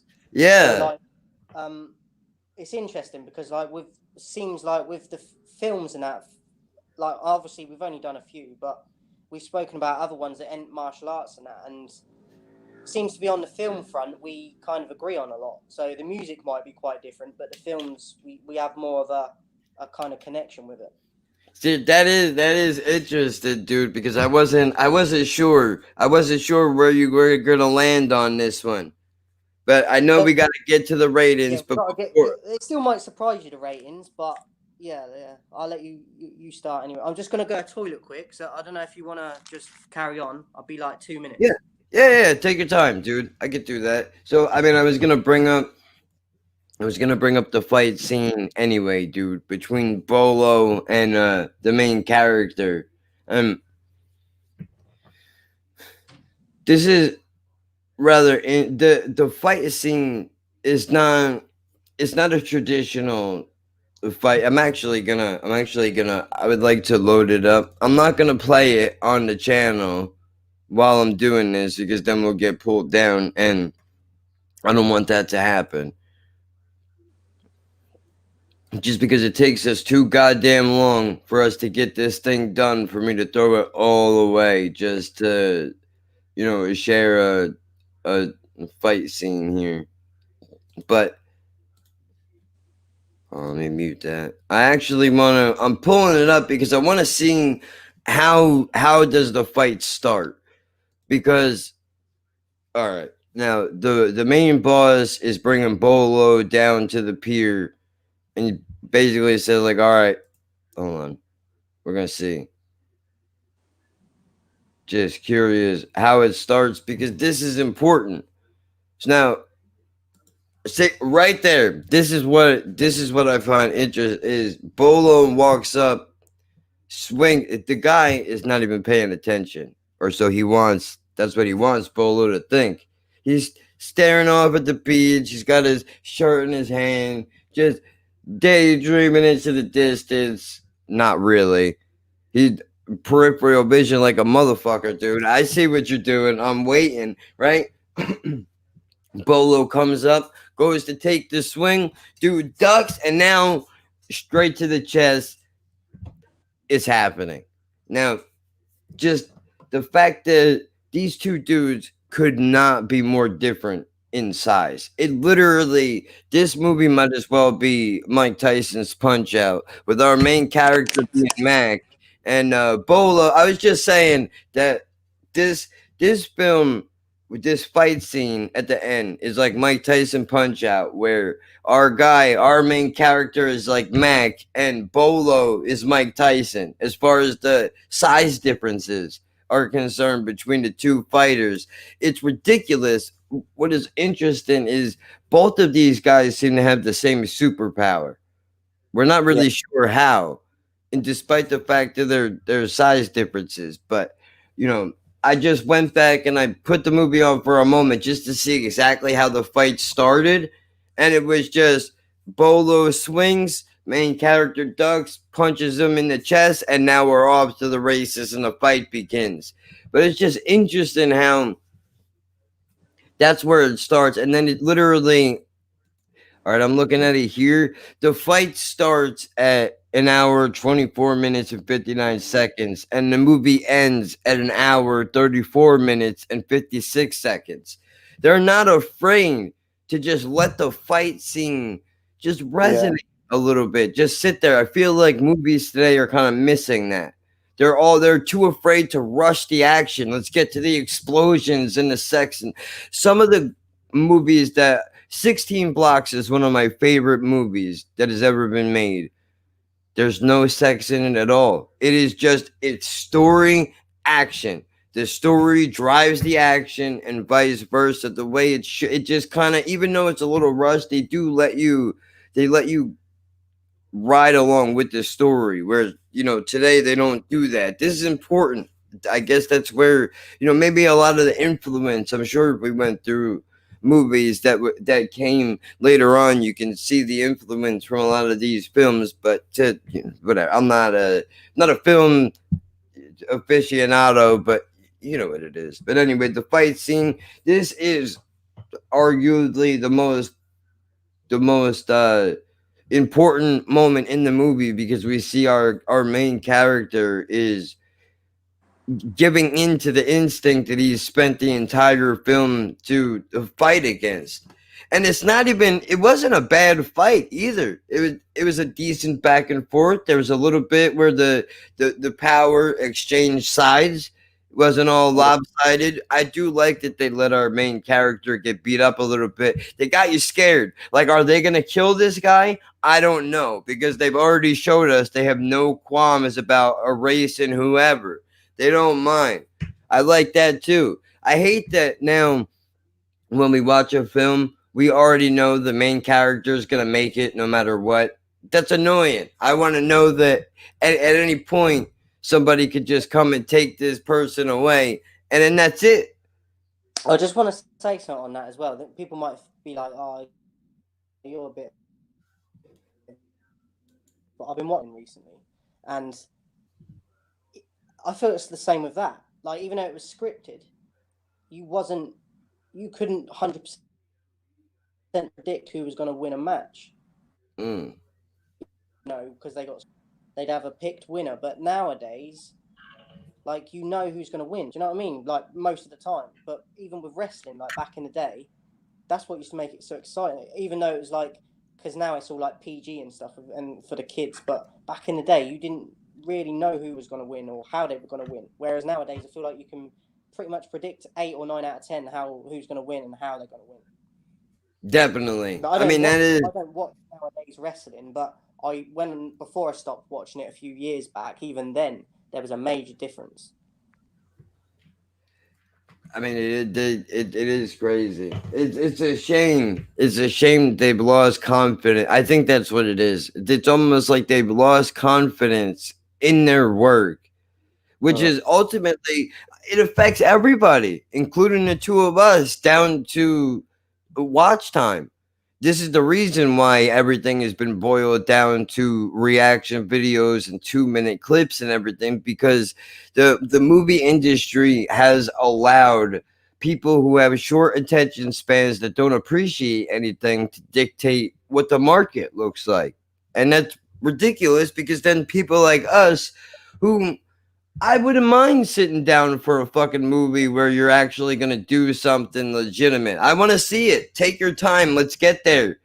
And you know what is as well? But I think this is a sign of me just getting old now. But I'm even more now on a nostalgia trip with everything. Like, I always want to now go back and watch things that from my childhood and that, which is why I started watching the wrestling and that, because that's what used to make me happy and that. And even watching it now, it's some of it you're like, whoa, like there was some real trash people in this even back then, but like I've enjoyed it as well at the same time, because compared to what it's like today, it's just, you can't even compare it. Like, it's so, like, It's just Nah. forced nowadays, but I find that not with just wrestling and that, but just a lot of things. Like I find myself even more nowadays, like on a I can't even talk on a nostalgia. Do you know what I mean? Like I do that so much more than I used to. I don't know if it's just because I'm getting old, but I think it's to do with the quality as well. I think there's a lot to be said about that, about the quality, because it does make you, it makes you almost, this is what I think it is, because you're watching something up to date and you're going, I mean, this isn't really that great. You know what? I kind of wonder how this would hold up against something that I used to love as a kid. Just out of curiosity, let's go take a look and see. And then you wind up rediscovering all this shit, or you look at it from a completely different lens and you go, you know what? Even though some of this stuff, this is kind of where the nostalgia kicks in, but even still, like, yeah, okay, I'm always gonna love it because I love it, even though how cheesy it is. But there is Yeah. something to be said about how they they did what they wanted to do. They basically told the audience, we're taking you on a ride, and that's either you're in for the whole thing or don't even bother to show up because we're not gonna stop for you. You know. But this is this is the fight scene. I know we gotta I get. didn't really have a lot of notes on the end fight scene because I think I was just at the time I was just focused on watching it instead of like jotting down notes for it. So hopefully you've got a bit about it because I can't really remember it now. Well, there's not really a whole lot outside of just standard action, but they do give you a few moments where you start to wonder, is the character gonna make it? Are they Yeah. gonna wind up killing this guy right here and right now? Because that is a strong possibility.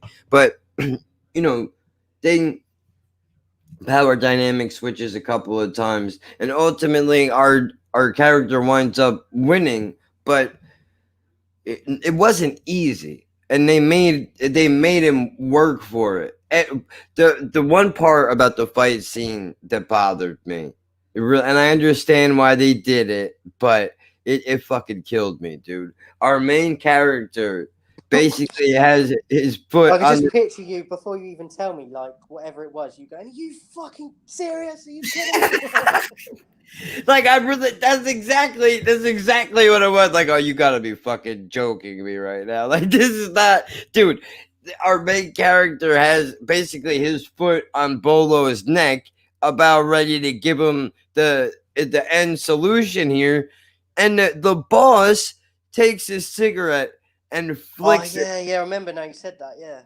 and it hits him on his nose, and then the actor has to go, "Oh, my eyes!" Like, dude, And that reminds me as well, he does that 2 or 3 times throughout the film, and I'm like, how did he even get good at that? Like, what you just like? How do you get accurate like that? Like, it's so unrealistic. But that's a bitch move, isn't it? That's like the equivalent of like someone spitting on you before they like fight you or something. right? They spit in your eyes and then punch you in the face. That's dirty. What I do like though is the fact that even after that happened, Bolo, while he takes advantage of the situation and does beat our main character up a little bit, he does turn to the other guy and go, "I don't need your help."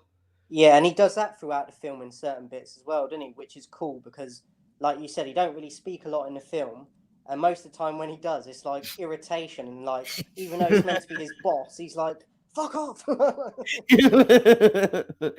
it just goes like, I don't care. Oh, cool. You're the syndicate boss, dude. I could kill everybody here with one hand. What do you want Yeah. to do? Like, I don't give a fuck, dude. You But know as well that Bolo Young, not just in this film, but I think it's because I grew up watching a lot of stuff he was in. But I don't think there's many better characters in martial arts films. Period. I've probably now I'm sitting here trying to think about it. I probably have seen this guy in more films than I probably even realize.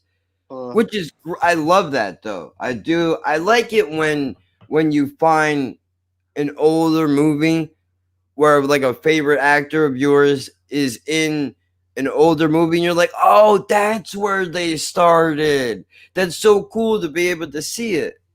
And I was just thinking as well, that, like the ones that in my head of him in that I've seen, like it goes back to what we were saying earlier. Most of the films, he doesn't have a lot of lines, and that just shows how fucking good he was, though, as well. Yeah, because there's people will make the mistake of thinking, oh, well, he's just walking around on set. He has no lines. Anybody could do that. That's it. No, dude. He is bringing a presence with him when he's walking around where he's letting the camera. I got chills on my arm just talking about it. Just I don't because know if it's because I was a kid at the time as well, but when I used to watch him, I had that intimidation through the fucking screen. Yes, 100%. Well, this guy is walking around not saying 2 words. I'm like, oh, I'm nervous. I hope this guy doesn't come to the screen and fuck me up right now. But like, I remember him in like Bloodsport as well. Just like he'll just do that, like he used to do this thing with his eyes. He'd like turn his head slightly and be like, and like it was just spooky and like. That's what you know. But like, that just proves like you don't necessarily need flipping dialogue to be good at something. Do you know what I mean? Like that just to me that shows how good he was to have that fear for people that watched him without even having really to say anything. Yeah.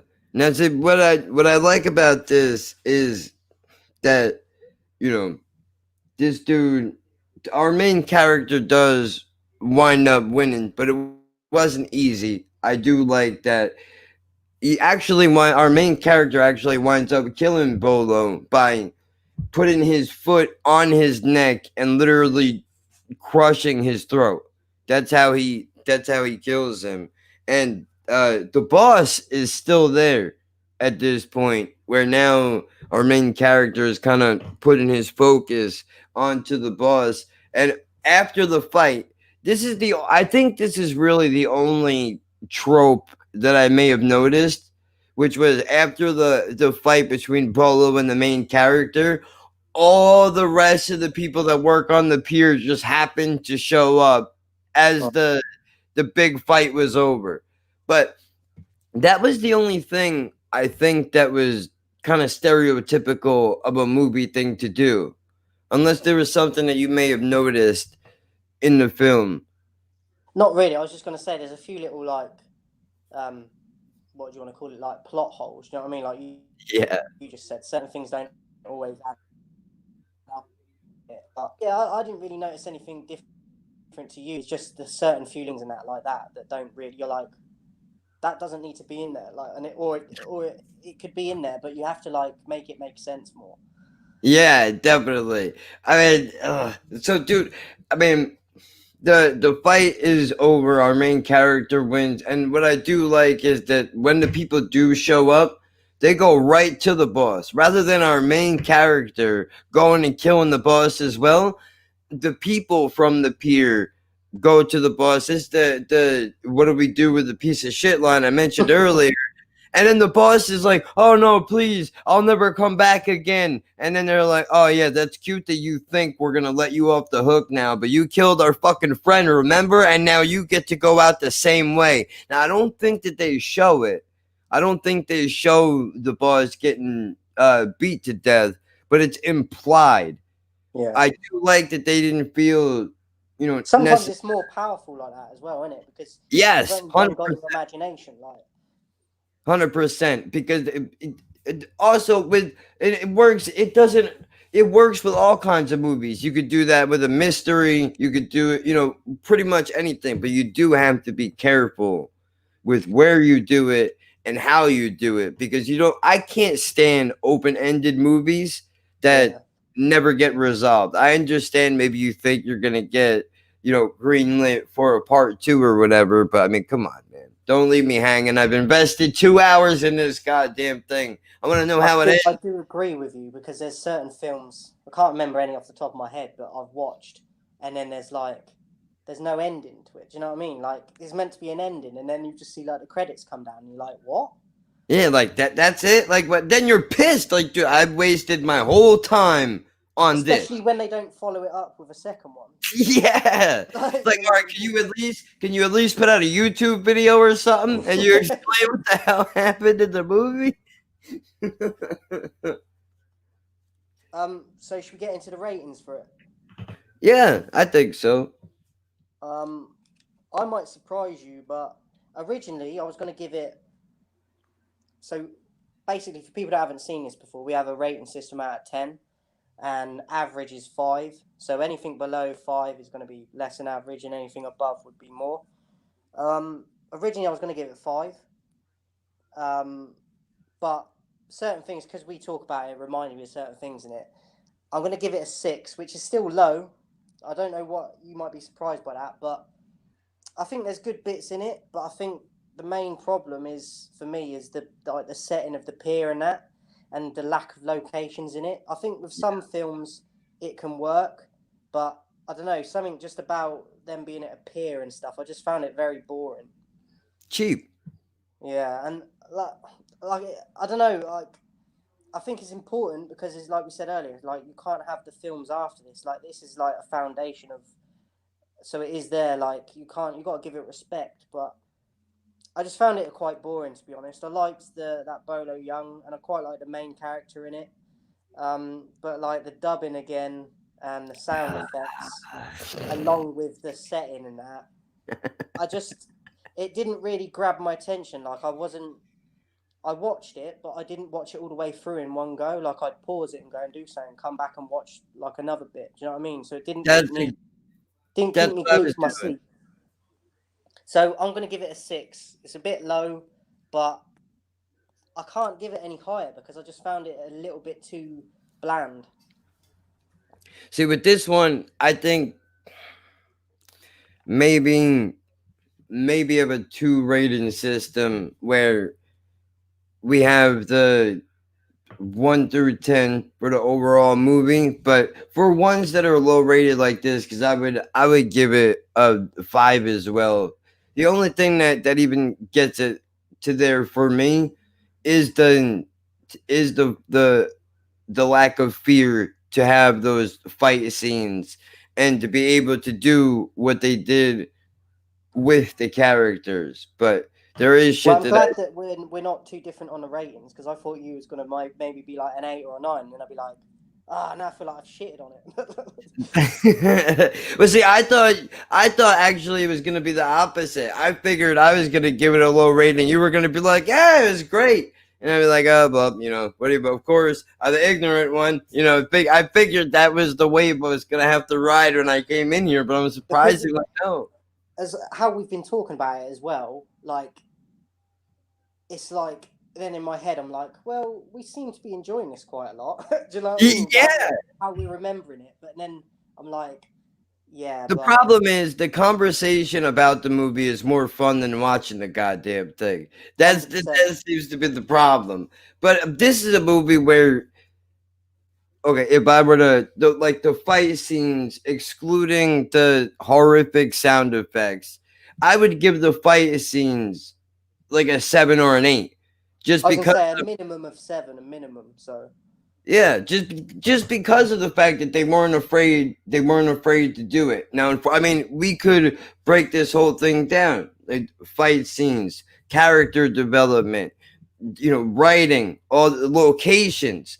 So, I mean, I know that would make it a lot more difficult and it would drag it out a little bit, but I mean, they get a big fat goose egg for location. As far as we're both concerned, I understand low budget, but if you're gonna have, I mean, I don't know, maybe the whole one thing I would say about it is I've never seen that done in a film before in terms of that location, but it still didn't work. Regardless of that, it was just I just found it really boring. Right, like I don't know where they should have been, and I understand why the pier was an important part of the film because that's where all the characters meet. But at the same time, who the fuck is gonna hang out where they work all day? That don't even make sense. Like we don't get to see where any of the other characters live. Like and even with the village bit, you get the sense of just the scenery from outside. It's not far from the pier. Do you know what I mean?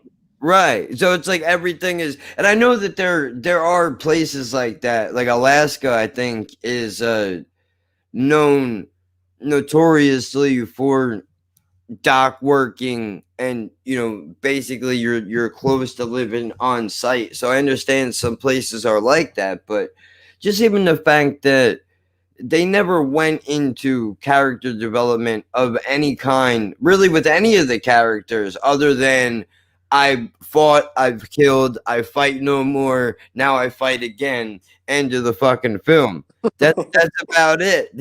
That's what happened. Where I would like to know who are some of these people. I mean, maybe that's because we're spoiled and we Well, I was going to say, I think maybe I could be way off on this, but culturally, I think it makes more sense to them because I think I could be wrong, but that like fishing and that over there is quite like a popular thing, and a lot of their work comes like they have got. I don't know about nowadays, but certainly in them days, that was probably a lot of work, like in reality for them as well, like working on the docks or a pier, and because they a lot of their business comes through like fish and stuff. So maybe for them they love that because it's more close to home. But I don't know, maybe that's where it gets lost a bit with us because we're from a different culture. But Mhm. I just can't. It just wasn't exciting to me. I mean, I guess the equivalent for us would be if the entire movie was basically filmed in a dojo. Yeah, like Karate Kid vibes. Yeah, which I mean, Yeah. even that, like you get it, they're kids, and that's where basically majority of the story takes place. But can we not act like this is the only thing that exists in this universe? I feel like we left a lot on the table. Again, older film, maybe that's why some of this And character development. Good.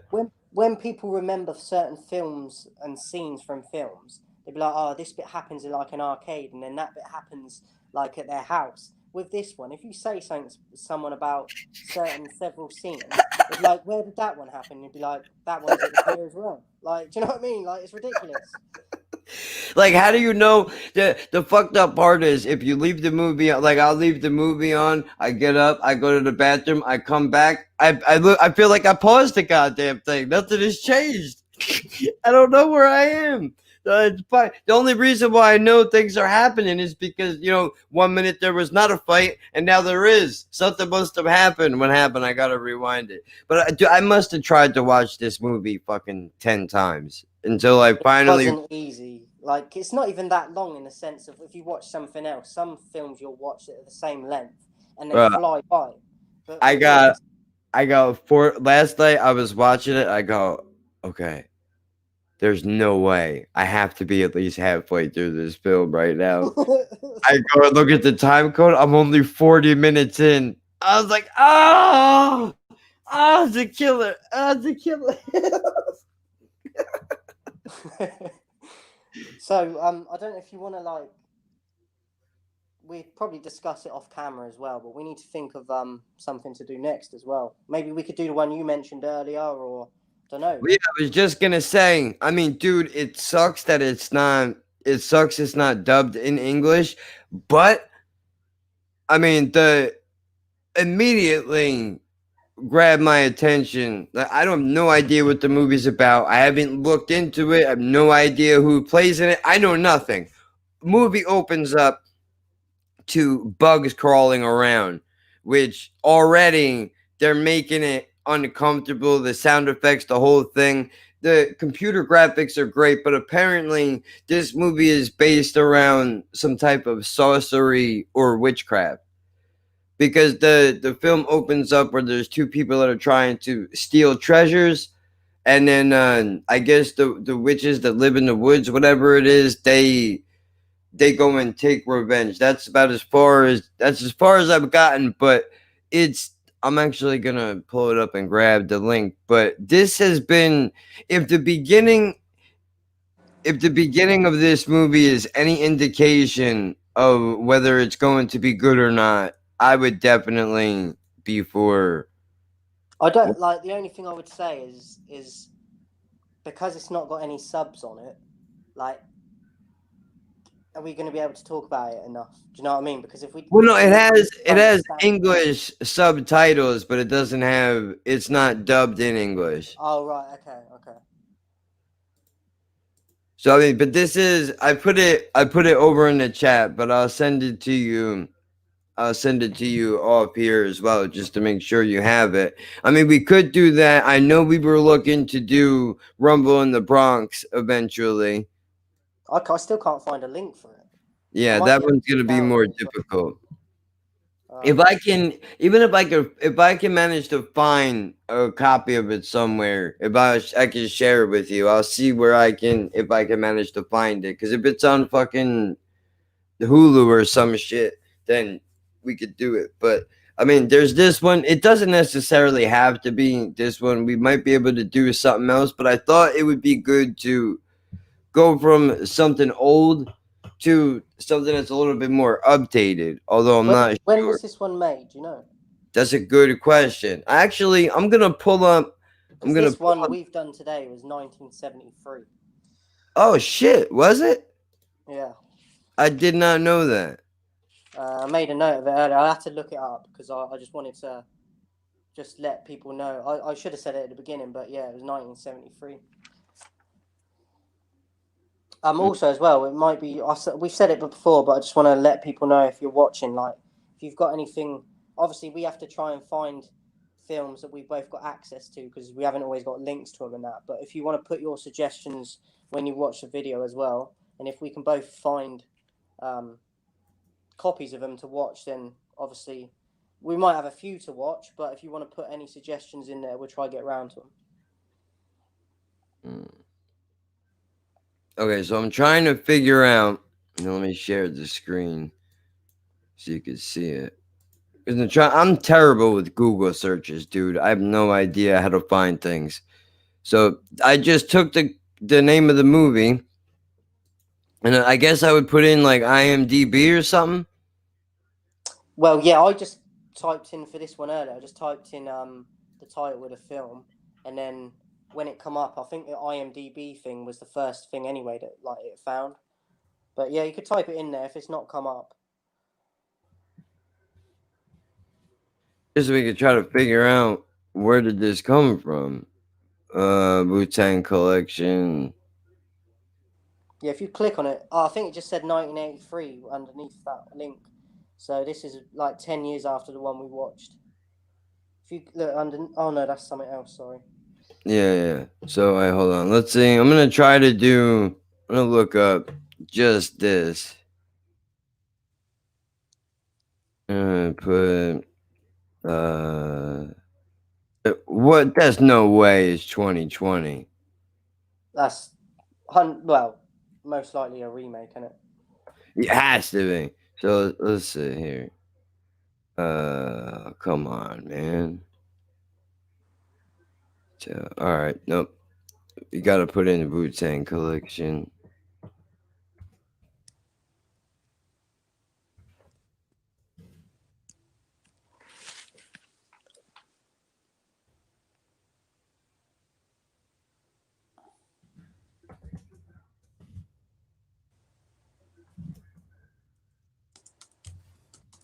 Yeah, no, you're right. 1986, I think.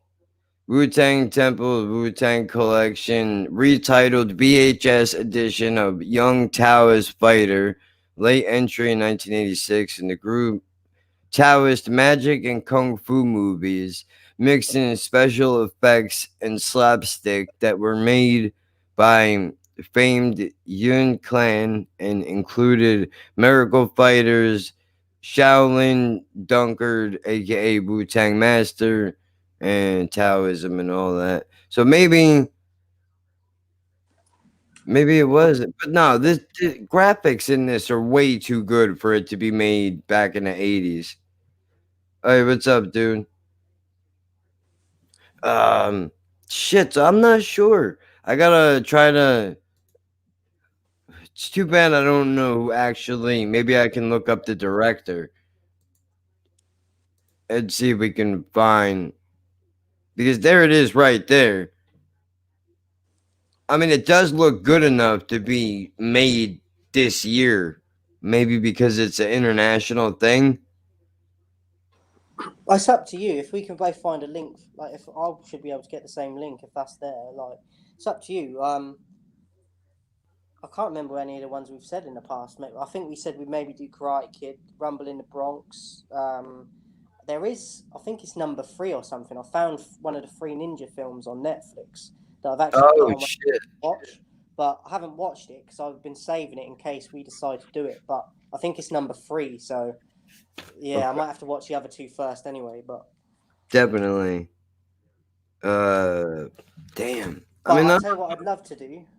Like it's up to you, but it's one of my favorites is Bloodsport. I think that'd be cool to just revisit it and do. Bloodsport. I know I haven't seen that one in a long time. I've got that on Netflix as well, ready to go. So All right, we could do that one next. I mean, that would be a little bit easier. It's in English. It's still in the wheelhouse of what we're doing. yeah. So, I mean, that. I don't mind, man. Like I'll let you choose if you like.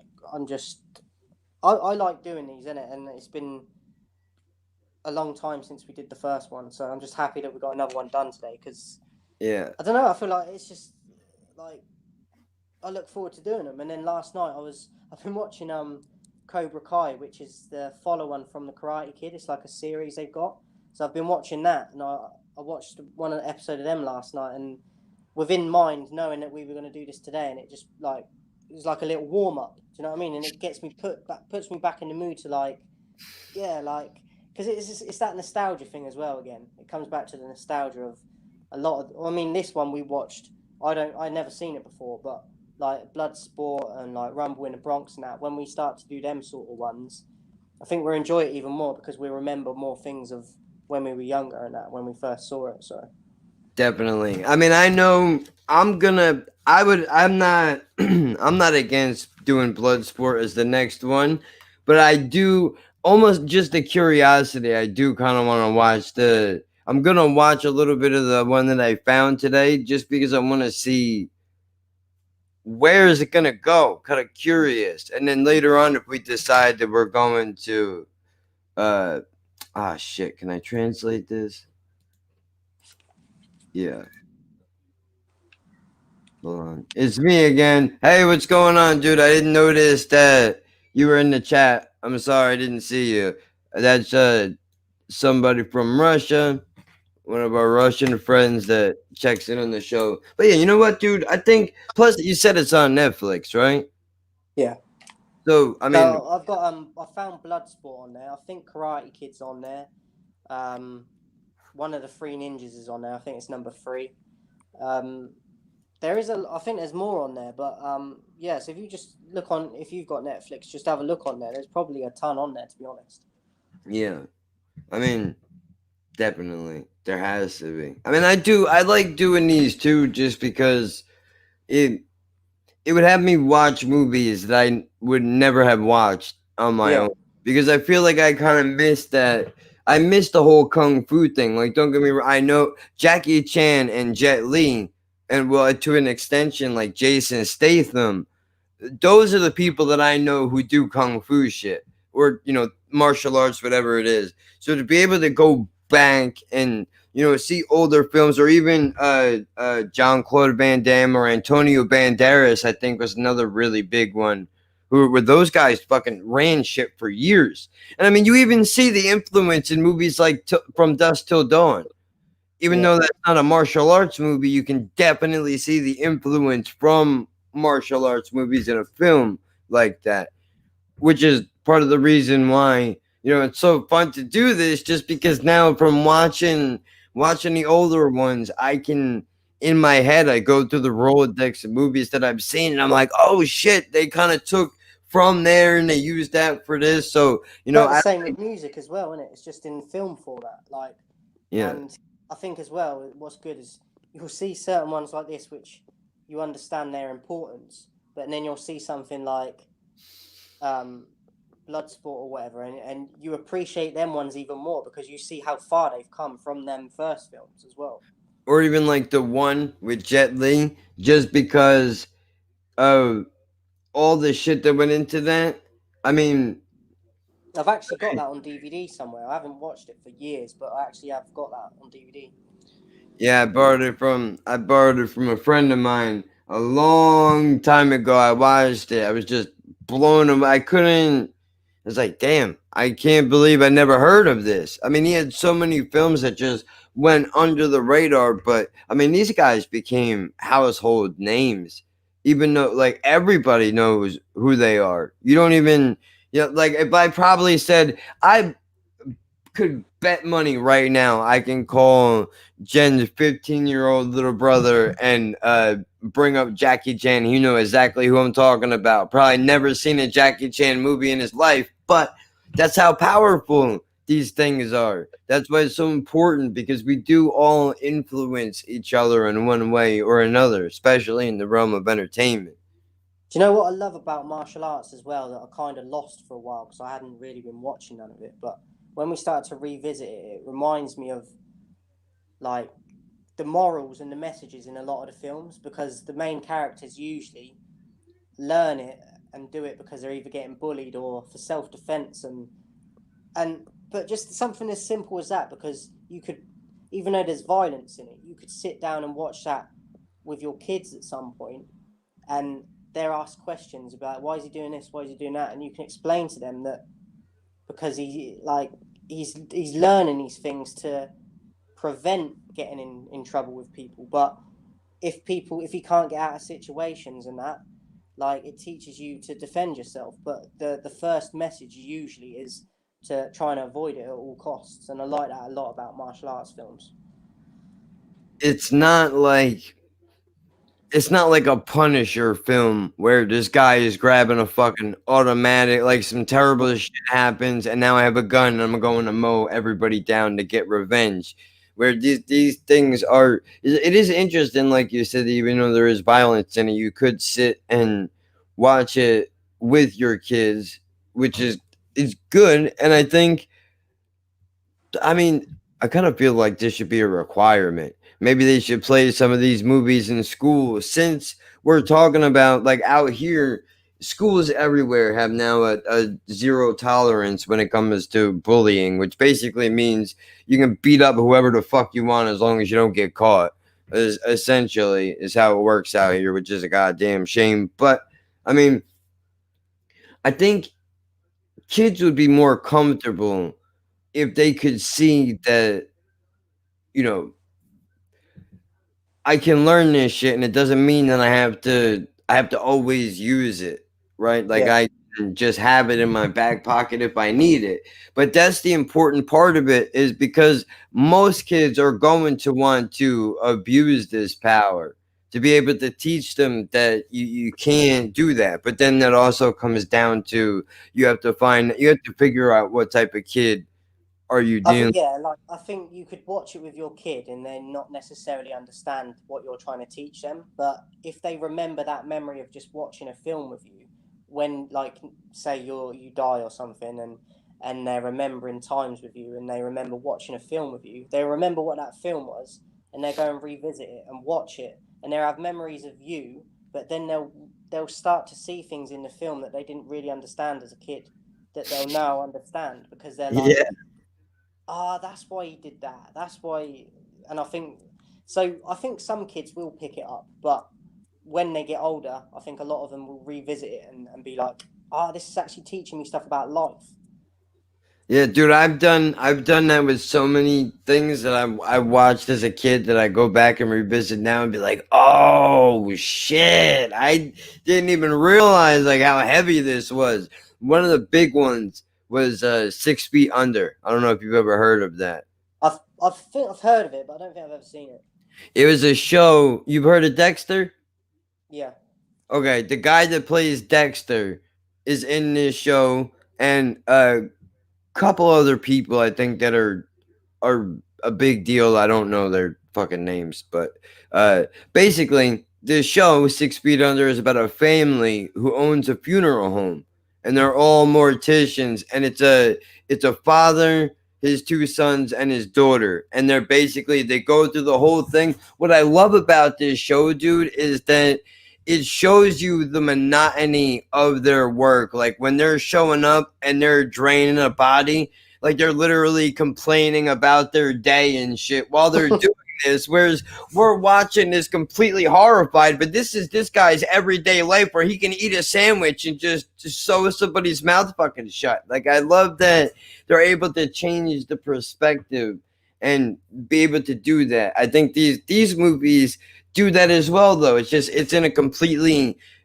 different way. I like the fact that they are on YouTube, some of them, and you can watch it. I know 6 Feet Under really doesn't have a whole lot to do with what we were talking about, but just the idea of it's a similar thing, where I didn't get it. There was one scene actually that sticks out in my mind where two characters are in a living room, and I remember this shit from being a kid.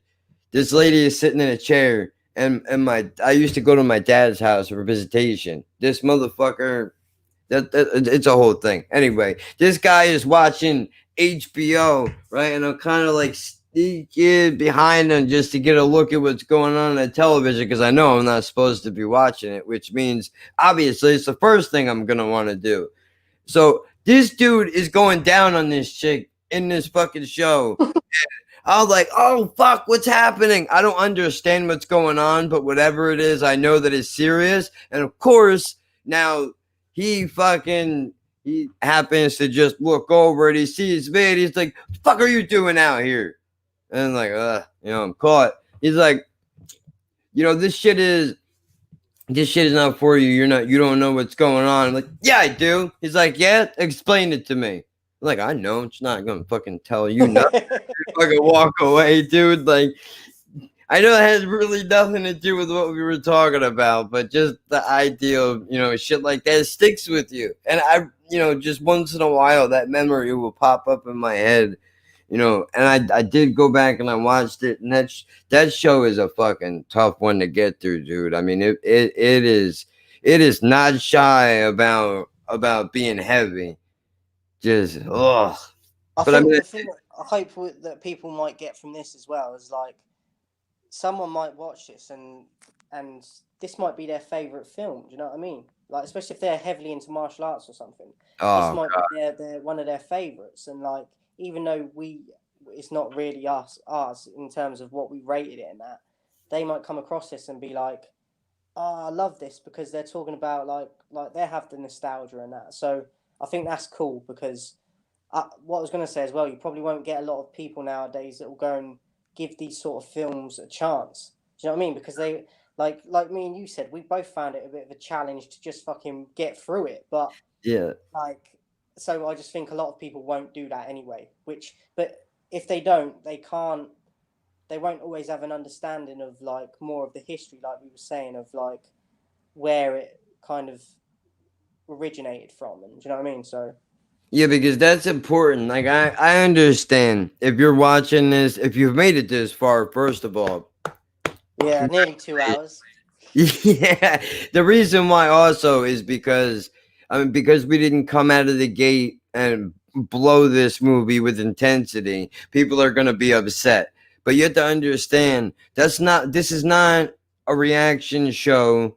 This is a review show, and we're going to be everything that I've done on this channel is based out of there's no reason for me to make up an opinion and pretend that I like something when I don't. We review films, so even though this is not by any stretch of the imagination a top film for either of us, we do recognize the importance of the influence on the culture. So while you can hate both of us for not absolutely loving the same thing that you do, we do acknowledge the importance of these films, and you have to at least respect that. You don't have to love it. You don't have to put this show on your playlist or whatever. And by the way, that's a good idea. I'm going to make a playlist for this show, and I need to come up with a thumbnail for this. This was a little bit difficult to try to think. I didn't even think of a thumbnail, to be honest. So yeah. I mean, I've thought about for a moment, like having us take some really wild looking pictures going off of the movie covers, and I could try to crop them together and make a thumbnail out of that.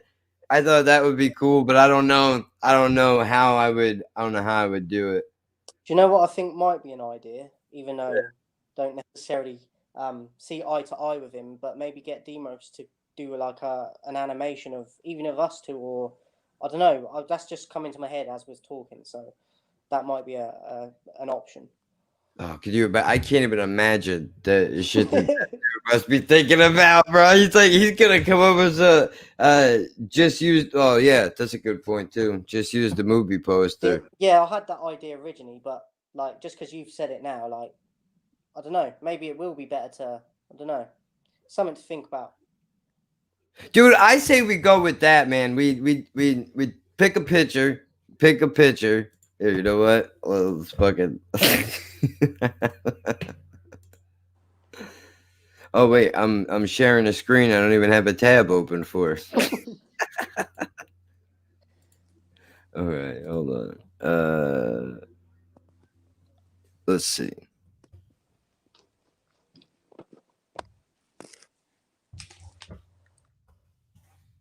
Oh.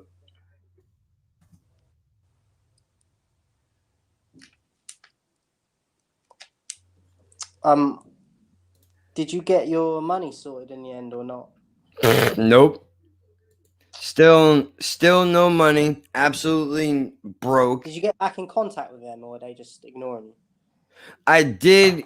They did contact me yesterday. DoorDash did, and said that originally the day before they said they were gonna fucking refund me, and then they sent me an email yesterday saying we can't find the charges. Sorry. Oh, you can't. Oh, you can't. Check this out, dude. You can't find the charges. Like I ought to find where you live and stick this phone in your fucking face. That's what I should do. Do you know what? People like that though that are in them jobs are so stupid because, like you could show them that on camera or whatever, or send them a screenshot or something, and they'll still send back something like, "Oh, sorry, sir. Like we still don't have it on our end, so we can't help you." Like, what are you in a job for?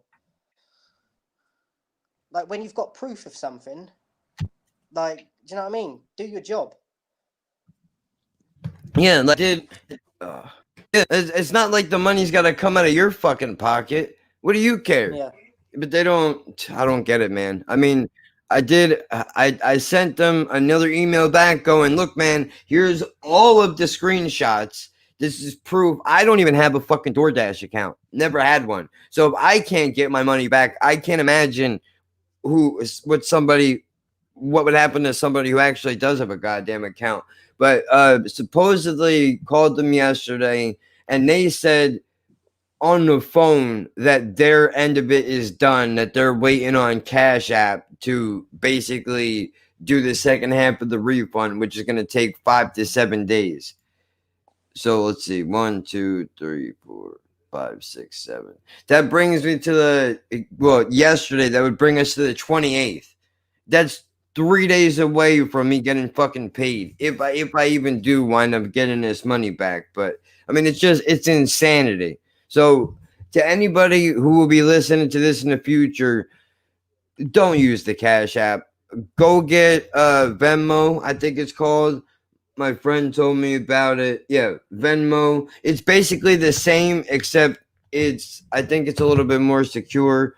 They do have features, and again, this is not an ad read for any of these people, but just looking through the app, if you lose your Venmo card, you could press a button on your phone that turns it off, where nobody could use it. And then if you find your card, like I famously do, I'll lose my debit card for a week, find it in the house somewhere. Of course, now I gotta wait 2 weeks for the new one to come in. You don't have to do that with this one. You press a button, your card's right back on. So that's pretty cool. Quite recently, I lost my bank card, and I ordered another one. The other one came, and then I found the other one. I left it in one of my pockets in my trousers and put them in the wash and stuff. And do you know what I mean? And then fucking found them after the new card had come. So I was just like, oh my god. It's a fucking annoying, dude. It really, I hate that shit. I mean, my keys are gone completely, 100%. Don't know where they went. Somebody robbed them. Had to have. I only put my shit in certain places, and I can't find it anywhere. Ridiculous, but I mean, whatever, dude. Well, I don't know what they think they're gonna get by breaking in here, and at least the positive to take from it is that you know not to like use these guys anymore anyway. So I know you've Yeah, I lost was money, gonna say, might don't. but at least you've had like you've got a lesson from it basically, and yeah, it's just that's the positive from it. It's a tough one to learn, especially because this was all of the fucking money that I had that was not even mine to begin with. Here, the fucked up part of the whole situation is we're usually in bad shape anyways. Just how we've grown up and we've learned to cope with just being poor. Some days you don't eat, some days you do. It's what it is. And when you say that out loud and horrified, but they all really know what goes on over here. They just like to pretend that they don't. So but it is what it is. But besides the point, I'm plugging these t-shirts and shit, and I guess a friend of mine was able to fucking read between the lines, essentially. Doesn't message me, doesn't say a fucking word, just sends over $100 out of nowhere. And I'm like, dude, like, but I can't even fucking hand, like, that's a lot of money, dude. I don't care who you are, I don't care how much money you make. $100 is a lot of money. That is a month changer for a lot of people, right? So I mean, just off of that alone, and now he's like, dude, here, go fill your fridge, whatever you got to do. I'm like, dude, goddamn. Within an hour of that money being in my fucking Cash App, it gets hacked and robbed. Gone. So now here we are, all this time left in the month, no food in the fridge or the freezer. Now Jen's gotta go fucking crawl to her mom and basically be like, can you help us? Even though you're gonna completely throw it in our face every chance that you get, and we watch your fucking kids for free whenever. So like just abuse of power all around. And then when she does something for you, she wants to make sure that you know how much of an asshole you are for asking her to fucking do it. And it's not just her. My mom does it too. They all fucking do it. But it's funny how they don't have a problem when they're asking you for a favor, but you ask them to do some shit, and it's like pulling fucking teeth. It's ridiculous. But is what it is. Doesn't matter. I've learned a valuable lesson out of all this shit, which is don't use the fucking Cash App. I mean, I literally only have it just so that if this fucking thing gets resolved, I can get the money put back in it, and that's it. I'm not gonna use it anymore. I don't know how it is that they got it. I was promoting it with the t-shirts and all that shit. Maybe putting the cash tag out there wasn't the way to go about doing it. I'm not sure, but either way, I got robbed. Basically, don't use when you use apps like this is what could happen. And I was stupid, and I thought that they had security protocols in place. Clearly they do not. You can't even reach a human being. You can't do it. It can't be done. You can't, there's nobody to email. And if you try to go to their parent company, Square, they don't even have an option for you to fucking file a complaint. You have to just be able to start a business. What? Your DoorDash? Yeah. Yeah. The whole thing.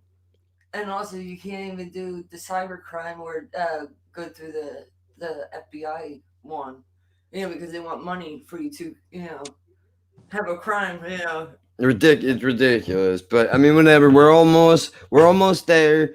It's the 22nd. We have 9 days. Counting the day we get paid, we have 9 more days, and then we're back to, not. The good thing is at least we have some. I mean, I don't even know. The shit that she got us is supposed to last. There's no fucking way. It's no way. anyways happening. But I mean, whatever. We're gonna do what we have to do. Oh, this is not about that. This is not about that anyway. So I know we kind of went off on one a bit, didn't we? Like we went down a whole different road. Yeah. But I mean, hey, we got you got like an hour and 50 minutes on a damn movie. I'd say that's pretty good, even though we're all over the damn place. I mean, I think we could do Bloodsport next. That wouldn't be I a mean, bad idea. we can sort it like off camera if you want. It just there might be a few to pick from. So, yeah, I don't really mind, to be honest, as long as we can both get links to whatever it is. And I think we should try and aim to do it within the next couple of weeks if you can. Yeah, well, the problem is when we set this one up, everything just fucking kept happening. There was supposed to be a building inspection. Yeah, we had that, and then we had the thing that what we were saying earlier on in the podcast with the whole wrestling stuff going on, and what happened when we was meant to do it before. Do you know what I mean? Like, and obviously we didn't speak in that for a bit, but so yeah, hopefully this time we'll get it done without as many hurdles.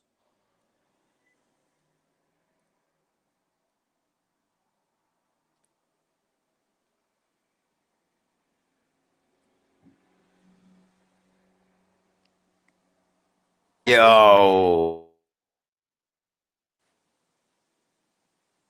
Come on.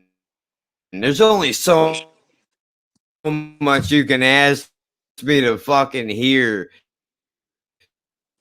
15 years. Some information is too much information. That's all I'm trying to say. I eat running around. I don't know what's going on because you're breaking up a bit and you're going in and off the mic. I'm like, what's happening? Women are fucking gross.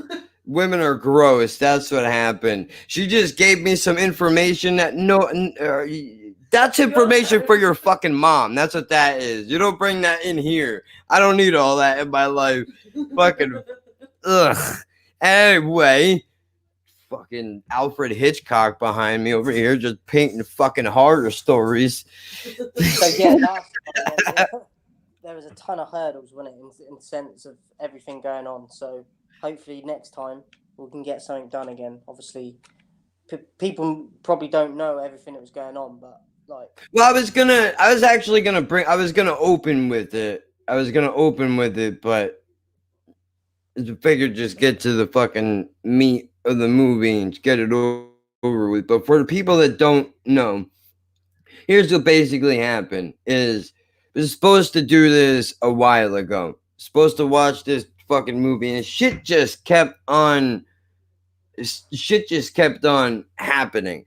And then we've had a few conversations that built up to this where there clearly was a miscommunication where I thought we agreed at one point to watch the movie on a live stream. Really what that was is he was saying we'll do the review on a live stream. So we misunderstand each other. I come in here to do the fucking thing, and he's like, well, if you haven't watched it, then the whole thing is fucked then, right? So now, just from that alone, where did I take it is, oh, great. So yet again, you fuck me, you fucking asshole. That's where I think he's coming from. Even though he's not, that's where I think this is. And now me, being a fucking psychopath that I am, I'm like, well, I'm not going to fucking just let that go. Like, fuck you, dude. I got a lot of shit going on over here.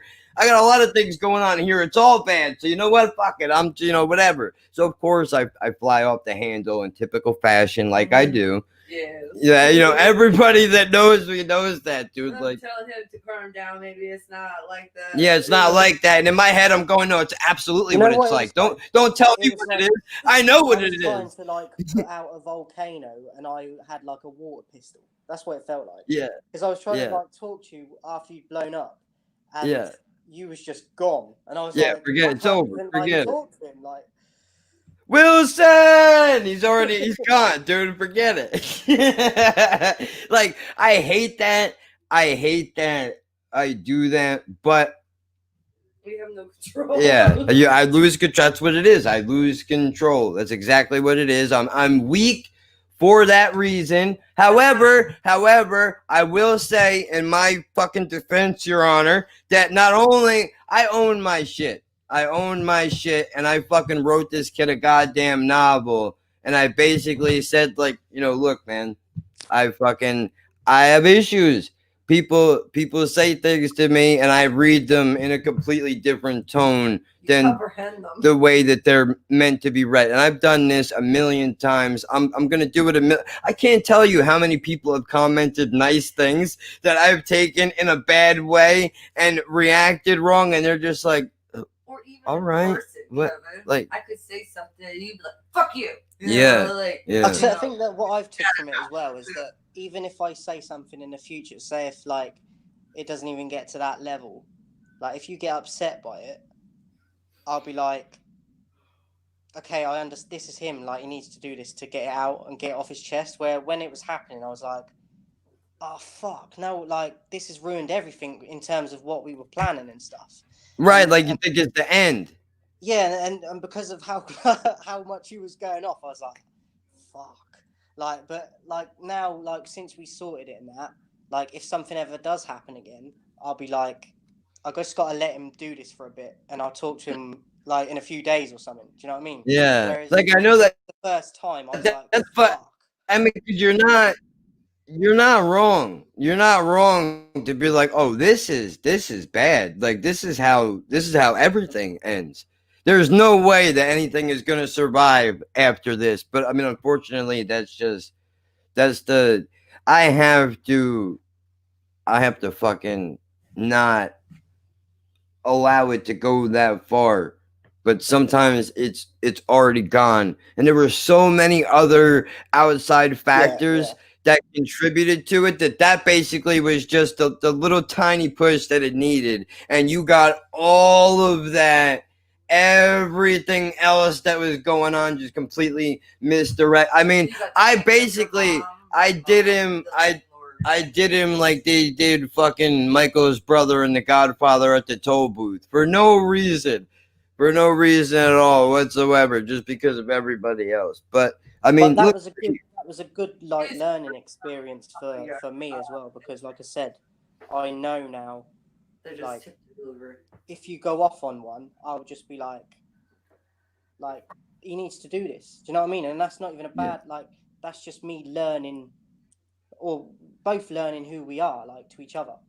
yeah, And because it's the first time anything like that happened, I wasn't sure. I was like, what? Like all this time, like not just the martial arts stuff, but the other videos now we've done. I was like, so like that's gone now. Do you know what I mean? And I was like, fuck. Like I can't. And because you was going off so much, I was like, I can't even reason or like explain to him, because it was like you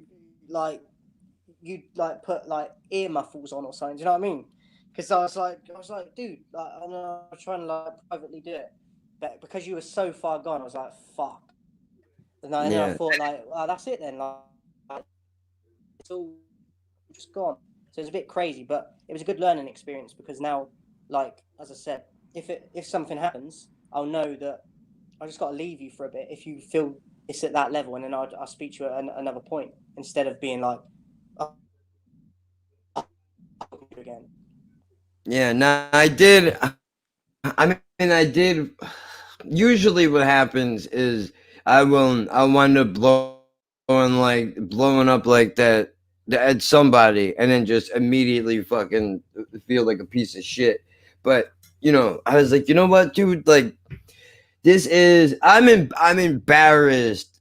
I'm embarrassed by that part of who I am, because that doesn't feel I don't feel like that's me. I feel like the person that sits in here right now and is talking like this is who I am. I don't know who that other person is, but I feel like one just kind of gets pushed up. But this is probably from fucking years of abuse and neglect and trust issues and all that. It's not an excuse. It's not an excuse, and I'm 36 years old, and I should have a fucking better handle on my temper and my mental issues. But the reality is that I could sit here and I could give you a perfectly logical reason why I don't, but the fact is that I just need to get it under control, and that's what it is. Now I'm embarrassed by it. However, I I have to own it. It's part of who I am. I'm not proud of it, but if I can't a little while removed from that moment, if I can't look at that moment and go, here's where you were right, here's where you were wrong, and you should not. It's not okay for you to that that hard on something that's so small, regardless of whatever the outside factors are. But I have to be able to look at that and really be honest with myself, because at the end of the day, I can lie to every single one of you and make up all the reasons and excuses in the world that I want. But the bottom line is that it's an issue, and that's why I actually said the things to you that I did, because it's a lot. The fact that she's even stuck through it for as long as she has is more than anybody could fucking ask for. If she walked out the door tomorrow, I can honestly say I understand. To quote a Twisted song that nobody is going to know. There's a song there's a song called The Argument, where it's basically breaking down relationships and shit like that, where the dude is talking about going through a breakup, and one of the lines in the song is, I never, where he's talking to his daughter, and he said, I never meant for mom to leave us like she did, but I really can't blame her because I know that I'm a dick. Like, that's just even how basic that is, dude. That's really like, if she leaves tomorrow, dude. Like, I mean, I get it. It wasn't easy. It's not like there's no reason. So, what I mean? But it's the same thing. Every person in my life has had to or continues to deal with it. It's not fair to any of them, or to you, or to the people who watch the videos. But if I may, I also don't think it would be fair to you to hide that part of my personality, because it's flawed and it needs work. And I think that it's important for other people out on the internet, wherever. Like, I know anybody can bring that. I know it's true. I have to hope that nobody dies anywhere close to me, because I would be immediately the first murder suspect, just because of my temper. That's unfortunate, but if she dies anywhere in this house, it better be in a shower with a bar of soap under her foot, and I can't be here because they'll automatically think I did it. But I leave it up on the internet so that, most of the time, so that the people who are out there can know that it doesn't might matter have how to, old. take a look back at it soon, because even though it seemed bad at the time it was happening, like, now when I think of it, it's funny, isn't it? Like, I know it sounds bad, but it's funny. Like, if we were to both go back and watch that now, we'd both probably be crying with laughter. Like, and just the way you was like saying certain things, like, it made it even better that I'm from over here, because you were saying things like, this fucking British or UK guy you was going. and then you're like, about the whole, like, I'll pay for your plane ticket, motherfucker. That was ridiculous. That's just, see, but the problem is that's where a lot of the fucking, I think that's where a lot of the comedy the sense of humor that I have comes from that. If I didn't get that angry like that when I laughed at that, I was supposed to cut that out, because that was an outtake. I made myself laugh genuinely that hard at the ridiculousness of saying something that outrageous and meaning it in the moment of anger. But to be able to go like, dude, that's fucking, if you can't listen to yourself say that and go, all right, what are we doing? Come on now, You know really? what made it was like, because when it was happening, you're doing it, and I'm obviously watching you live, and you're going off the handle, and I was trying to talk to you, and I was obviously a little bit annoyed because we hadn't done the show or whatever, but I really wasn't angry. I was just a bit annoyed. But because she was going so far off, it was like you have to kind of laugh. Like, because okay, you want to it's go, so- motherfucker? Yeah, because of the ridiculousness of it, of the level it got to. I'm watching it thinking, Mhm. I'm not even. I was thinking he's probably thinking I'm feeling as mad as he is right now, and I wasn't. But because you was that far Yeah. gone, I was watching it like I said earlier. I was like, oh, I hope this isn't it now. I hope I get to like sort it with him. But I was also kind of laughing a little bit as well because I was like, this is mental.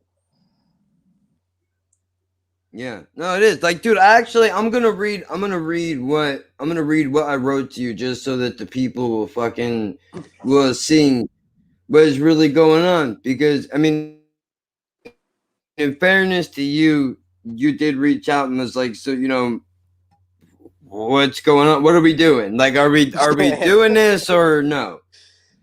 Basically, like, you know what I mean? So I was like, yeah, yep, I got it, and I agree with you. So then I decided to actually, I sat and I thought for a few minutes, and I really was like, all right, dude, you have to really if this is your one chance for an explanation, you better fucking just put it all out there, and whatever it is, but at least you can say that you're not coming in here with excuses. That's not what it is. But I said basically that I agree with you.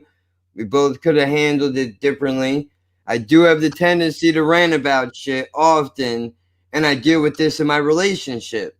I have a lot of misplaced anger. Wasn't a personal shot at you, just an overall generalized point, which goes back to the live not live where all this started, where I basically said like I didn't have the time to sit down and watch a stupid fucking movie and had nothing to do with the movie. I was aggravated for all these outside things, but in my fucking idiotic brain, I didn't go, maybe you should explain that part, right? Like, nowhere in my common sense world did it even occur to me, like, maybe somebody could see this and take it completely the wrong way. It didn't even occur to me.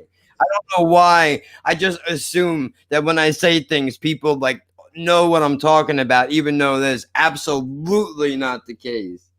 Ridiculous. I think as But well something that I just thought of that I know sometimes when you're in that mood, like, or I'm in a mood about something, you don't always feel like doing things. But I think, like, sometimes if you'd have gone ahead and we'd have done the show, maybe, even though all that stuff's happening outside of it, it might have took your mind off of the other shit for a bit. I know you don't necessarily want to, like, it's like in your head, you're like, oh, I got to do this. And I've done that with things before, but sometimes if you make yourself go and do it, once you've started doing whatever it is, you start enjoying it and it'll take your mind off whatever other problems are happening at that point as well. right. Yeah, no, definitely. That does make sense, especially because it's when you have the issues like I got, it's real easy to fucking just sit and obsess and just stew over it. And just, I think that's the shit that winds up killing you in the end. It's not even really the bursts of anger and all that shit definitely add to it. But I think just the constant obsession over shit that, like, all these things that have happened in our life. The fire alarm is being fucked up. There's probably mold on our refrigerator because these people just don't. They threw this place together. There's mold all over this building. Nobody wants to take care of anything. We got no food. Like, there's always a fucking issue. But most of these things are not things that we can fucking control. So why are you gonna sit and obsess over it? You can't make somebody do their job. You have to go and fucking do yours. You can't worry about what other people do. I But think you learn that as well, like, as you get older. Like, you learn to just stop fighting things you, like you just said, that you don't have control over. it's really hard to do, and it's almost like every time you have to relearn that lesson. But that's the important part to know, is that it happens to everybody. It's not just me or you. Like, we all go through that, where we have to go like, all right, we've been through this. You can't allow it to take over your life when you can't make a change. There's just nothing that you can do. You have to just try to improve your life where you can and forget about the shit that you can't, or at least try not to obsess over it as much. So hopefully everyone that watches these, there won't be that much of a break before we bring another one back, because obviously all that stuff we just spoke about happened, and that's why this one was so delayed. But hopefully, There's that, and then there is also the fact that StreamYard only allows you to stream for 20 hours a month.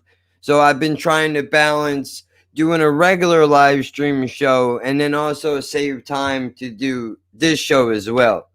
So, but we'll figure that out as we go along, and we get a little more comfortable with how we're doing this, because we're still kind of figuring it out as we go. But I kind of think that's probably the best way to do it, just because, I mean, again, both of us we're 6 hours time difference I right think now. that's what people don't realize, the amount of times we've tried to do videos, and the amount of times we've got the times wrong, and I'm like, whether I'm up late at night or you're up late at night, and then the other one's like asleep or not even aware of what's going on. Yeah. That's happened, like, for people that are watching, that's happened about 5 times with us, where we've planned something and it's just fucked up. So I mean, yeah, it's gonna happen, dude. So I mean, you have to kind of be patient with us, just like you. We're figuring out how we're. The only difference is there's nobody to train it. Nobody trains you how to do this. You have to figure it out on your own, which is what we're doing. So we asked you to try to be a little patient. I know we're a little all over the place. We're unorthodox. We don't do things the way other people do it, but that's why we're doing it, because we bring a completely different perspective to this whole situation. And also, I was watching a video you did the other day about reactions and saying, "You're gonna have to pay me, bitch." I was like, oh, I wanted to bring that up. Do you believe that fucking guy has a set of balls on him? I tell you what, to fucking hit me up and go, bro, you have to watch this Babylon AED. He'll share it with everybody. You'll get tons of views. 100. All right, first of all, just the fact that you could have just left it as, can you check out blah, blah, blah, whatever it is. I understand. This is the part that bothers me. You're going from comment section to comment section and just dropping this off. Take 5 minutes. Look around on the channel. Anybody who has ever dropped a comment and said, can you please check out whatever it is? I've done it. You don't have to. Don't try to win me over and say you're going to get me 1 million views. I don't care about that. That's not why I do it. But, it starts with that. And then I go and I listen to the song, and I don't even want to, just because of the way that this guy has already presented it, but I do it just out of respect for music in general. And then I got that comment like 2 weeks before I recorded it. I searched, nobody searched it, and then I was like, well, you know what? Fuck him. Who gives a shit? And then I see that you did it, because I went to search it right before I recorded it, and I saw that you did it, and I was like, all right, well, if he did it, then if I do it, this will at least be something I could get out of it, because I could do it, and then I could go and watch it and see what he thinks. And once again, could it be complete? I was absolutely shocked on the other end of the phone when you listened to it. You were like, oh, this is fucking amazing. I was like, okay, this is definitely a cultural difference here between. What I didn't like about it, though, is that he started commenting. I think it was on your video, and he said to me something like, "I appreciate you," to me. Well, this is what he said, because I remember it because I'm petty. He said, "Thanks, BeeCeeHQ, for watching the video. At least you're a decent person." And I was going to say to him, mate, this ain't got nothing to do with me. This is between you and him. But because he then put something else after, like, he was like, I don't know what this guy's fucking problem is or something. I thought, I'm not even replying to you, mate, because you're trying to stir up shit. Right now, he said that to you, and I fucking immediately, I was like, oh, cool. you think you're gonna insult me secondhand to somebody else that I know? I don't think so. So then I'm like, you know what, dude? Fuck you and go spam somewhere else. Then he writes Because I back. think he did that because he wants me to be like, yeah, he's got a fucking problem with you. Fuck him. I think that's why he put that comment, because he wanted me to do that. Right, or even to be like, well, you know, I mean, I love this song. Just because he doesn't like it is okay. Like, dude, I like the fact that we have two different opinions.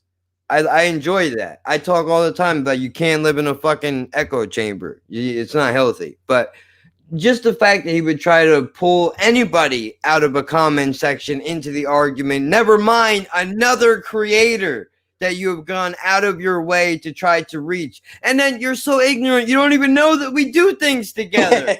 You fucking douchebag. Like, what the fuck? So, you know, it's that. And I'm like, even if I thought to myself, like, even if you did respond to him, no matter what your response would have been, I was like, he is in the wrong, not you. You know what I mean? So I mean you, not me. You see what I'm saying? But you know, he wrote back. Actually, I'm gonna pull it up because what he wrote to me, I think I did a video for it, and then I didn't release it just because it's like, you know what? Why even bother? Although, I mean, you know, what can you do? Well, let me, I want to read it exactly the way that it was written. Oh, here you go. Here's the whole thing. Literally reacted to this about 2 days ago. And I said somebody was saying he's a big deal in the comments, right? Looked it up last week, and then I think I put it aside and looked it up again, and I saw you did it. But fuck it, I'll still do it. Gotta watch yours to see what you think. And then he said, yeah, they were just promoting. And then I say back to you, I don't think we agree much on music, but we have the exact opposite opinion, which did make me laugh very hard when I watched it. I couldn't believe it. I was in shock. I was fucking as soon as you were like, oh fuck, I was like, this is the greatest. Back to the other week, I bet you was back to that fucking British guy. Dude, so then this guy comes underneath and he says, sorry, I was just promoting my cousin. I didn't realize I was doing anything wrong. Oh, but that's because I commented and I wrote to him saying, listen, if you want me to do this, is not the way you go about doing it. And this is to everybody on YouTube. When it's applicable, my DMs on Twitter and Instagram are open. In other words, and I put my fucking email in the channel part of my YouTube, so that if you want me to do something, you can reach out to me directly, not in the comment section. Because when you write it in the comment section, I then feel obligated to do it, because now everybody sees it, and if I ignore you, I'm an asshole. Now I don't mind doing it. But you see, what bothers me, it's okay if a regular person suggests something in the comments, but you know the artist. That's a whole different level of dirty. You could take 5 minutes out of your life and write a DM or an email. And then, you know, we go back and forth. And now, you know, I did say you should pay me, which I've done reactions for artists for free a whole bunch of times. But it's when you try to act like you're a bigger deal than you are, then all right, then you should have if you're as big as you say you are, then why can't you pay? You should. So then I basically comment that to him, and he says, you know, clearly you were upset. I didn't know that I did anything wrong. And then he says to you, he says, at BeeCeeHQ, you're a cool guy. Thank you for being a decent person. And I was like, you know what? Fuck you, spam somewhere else. And he writes back to me the greatest comment ever been invented. At BeeCeeHQ, I don't understand why. Oh, I didn't even read this. He erased his other comment, that cocksmoker, and he added a different one. He originally said that basically, you know, I live in America, that I should be grateful that I don't live in Palestine. Pause. 100% you're right. I live in America, and I should be thankful that I happen to draw good card. Yes, I'm a disabled person, but as places to be born are concerned, this is definitely not one of the worst ones to land. Then he continues on to say basically that I need to let go of the anger and go hug a tree or some shit, and that I should eat as well. Which, I mean, I don't know how he knew that there was no food in our fridge, but I mean, but then he adds this to you 3 days ago, and he says at BeeCeeHQ, I don't understand why this Jack Trade guy is so upset. That's my gimmick, dude. What do you mean? That's who I am as a See, person. yeah, that's what I was on about earlier. He sent that, and he's obviously wanting me to go, yeah, you're right, fuck that guy. And I was like, I'm not even responding to you, mate, because you're just trying to start shit and dig stuff up. So I was just like, I didn't reply to him, but yeah, I didn't appreciate getting dragged into it, but also the fact, like you said, he's not even aware that like me and you do stuff. Yeah, ridiculous. But then he goes on, he continues to say he must have had a really hard life. I really feel for him. I think I'll pray twice a day for him for a while. Like, all right, you know what, dude? Not that you're going to watch this, but I just want to put this out as a PSA to everybody in the world. Don't pray for me. Don't pray for me. And here's why. It's not that I don't appreciate the gesture, but I do feel like that is a very backhanded thing to say to somebody. If you really felt that way, that would be something that you would do in the privacy of your own mind, and you would not announce it to the world, right? But I have a bit of a beef with organized religion, but it's a whole situation. The point basically being is this, dude. I have had a hard life, not the hardest. I know plenty of people who have had harder lives than I have, despite I may have more issues than them. I have been lucky in the sense that I have experienced love in my life. I've experienced friendship, pain, everything, all of it, the good, the bad, and the ugly. Yes, it's been bad, and there are times that I fly off the fucking handle. And you know what? I'm not saying that I'm right all the time, but this passive aggressive nonsense is doesn't have, in my opinion, passive aggressive bullshit doesn't have a place in this world. Life is way too short to not just say what is in your heart. You want somebody to react to something that you want, say that. If you think that you and your fucking cousin are so goddamn good, then why is it that you're hitting comment sections trying to get your music should speak for itself, is all I'm trying to say. Not saying it doesn't. I'm not saying it doesn't. And I know one guy might not have anything to do with the other, but don't ever come up in my comment section and be condescending, especially not to somebody else in the comment section. You're a big boy, I'm a big boy, and we can handle this shit between ourselves. There's absolutely no reason to drag anyone else into it.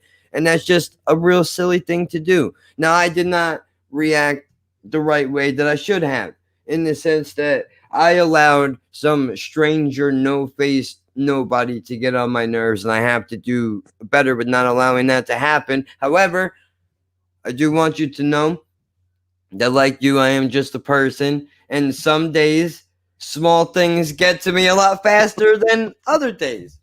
We all have these things that we gotta go through. But look, if we can put plane tickets and assault behind us and do a fucking a couple hours show about a martial arts thing, dude, I mean, I think the rest of you can get it together, right? So look, I mean, I do I just want want to to. say before we finish, Yeah. just to what you were saying earlier, really, is just for people that are watching, just to be patient with us, because what I was going to say before we went off into that is that, and we've said it before, like we don't get paid to do this, No. and so like with everything, like we've spoke about why it's taken so long to do this one and stuff, and like people got to realize that a lot of people wouldn't even come back and do one, even if they were getting paid for it, in my opinion, because it takes a lot of effort. And like you said, we like the time difference, and both got different things going on. And so I think like people just need to kind of respect and kind of hush their talk sometimes when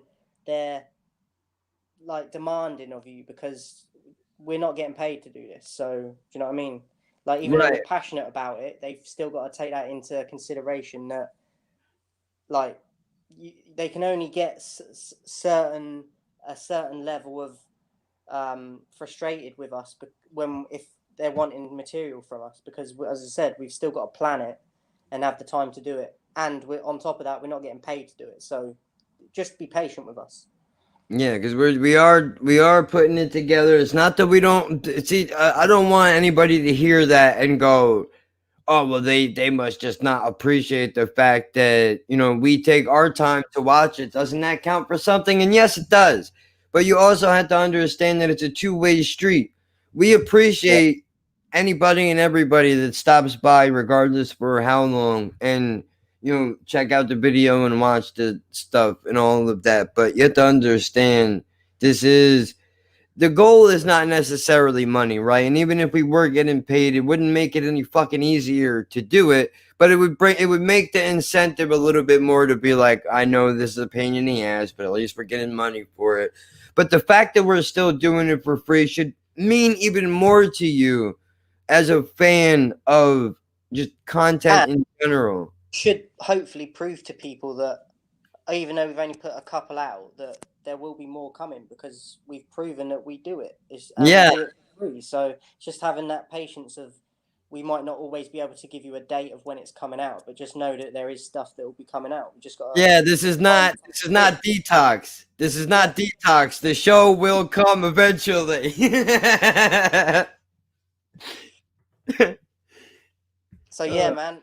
That was the last thing I wanted to say, really. So I got to head off in a minute. I don't know if you want to wrap it up or you're gonna continue, but I got to head off in a minute. All right, yeah, I'll wrap it up here. So this was Chinese Hercules. The next one we're gonna figure out it's between Bloodsport and the other one that I mentioned earlier. Two completely different movies, two completely different stages in time, honestly. But that's what's interesting about this. We don't know which way we're gonna go. There's not a set date of when these come out. All I'd ask you, subscribe to BeeCeeHQ. He has motivational speaking, reaction videos, like literally. He dabbles. I've just started doing sports ones as well on there. So I'm doing. Come on, what more do you want? What more do you want from the fucking guy? How much more does he got to do? What does he got to do? Jesus, battle rapping,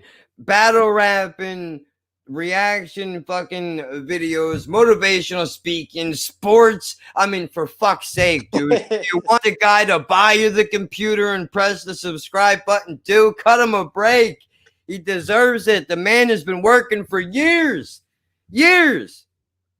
You don't know. I got my YouTube channel in 2011. See that? I only He's an got OG. 1,000 subscribers this year, so, and I've done all of this without. I'm not trying to blow my own trumpet. I'm just putting it into context. Like, I got my channel in 2011, and I reached 1,000 subscribers earlier this year. And do you know what I mean? There's been many times where I could have just quit making videos, especially because I'm not getting paid for it. But because I love doing it, I stuck with it. And even though most people be like 1,000 subscribers, that's not a lot to most YouTubers, but to me, that's massive.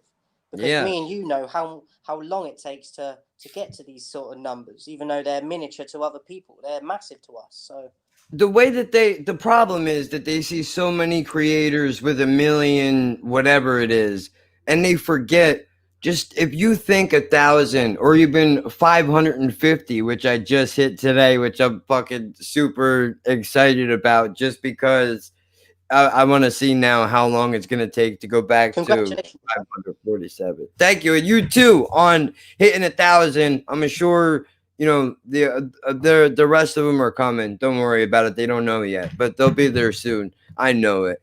But what was I going to say?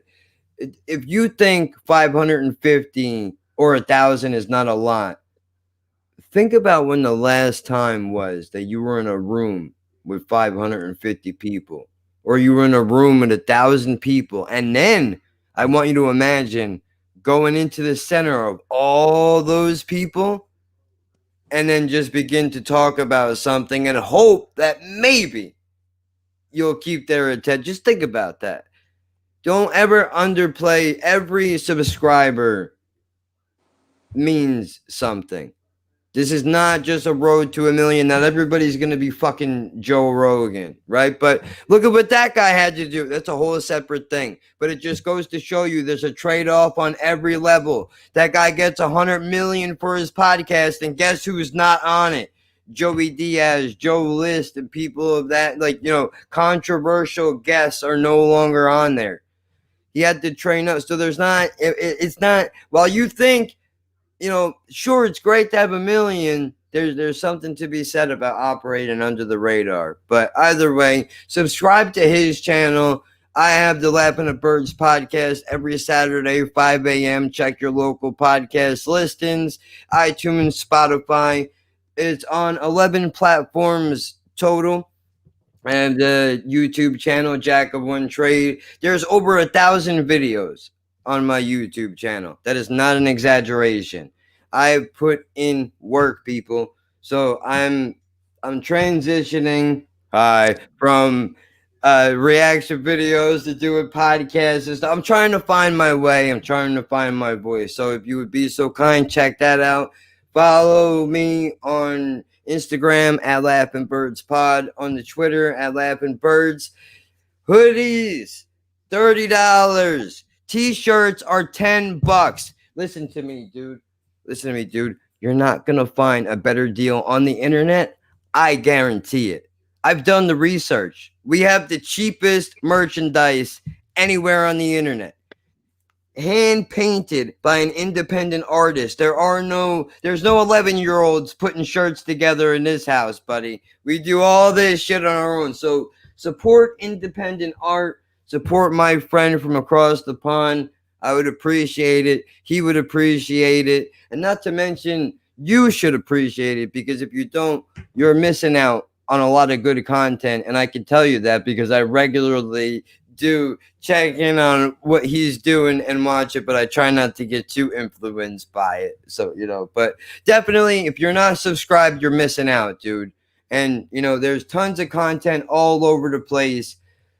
Definitely check it out. We will be back. Not sure when. Thank you for watching. Appreciate it. And also, before I forget, thank you to the person who suggested Chinese Hercules. Yeah. It was on the back end of the Ong Bak film. Sorry it took so long to get to you, but we will be back. So feel free to leave your suggestions in the comments or reach out via social media, whatever it is.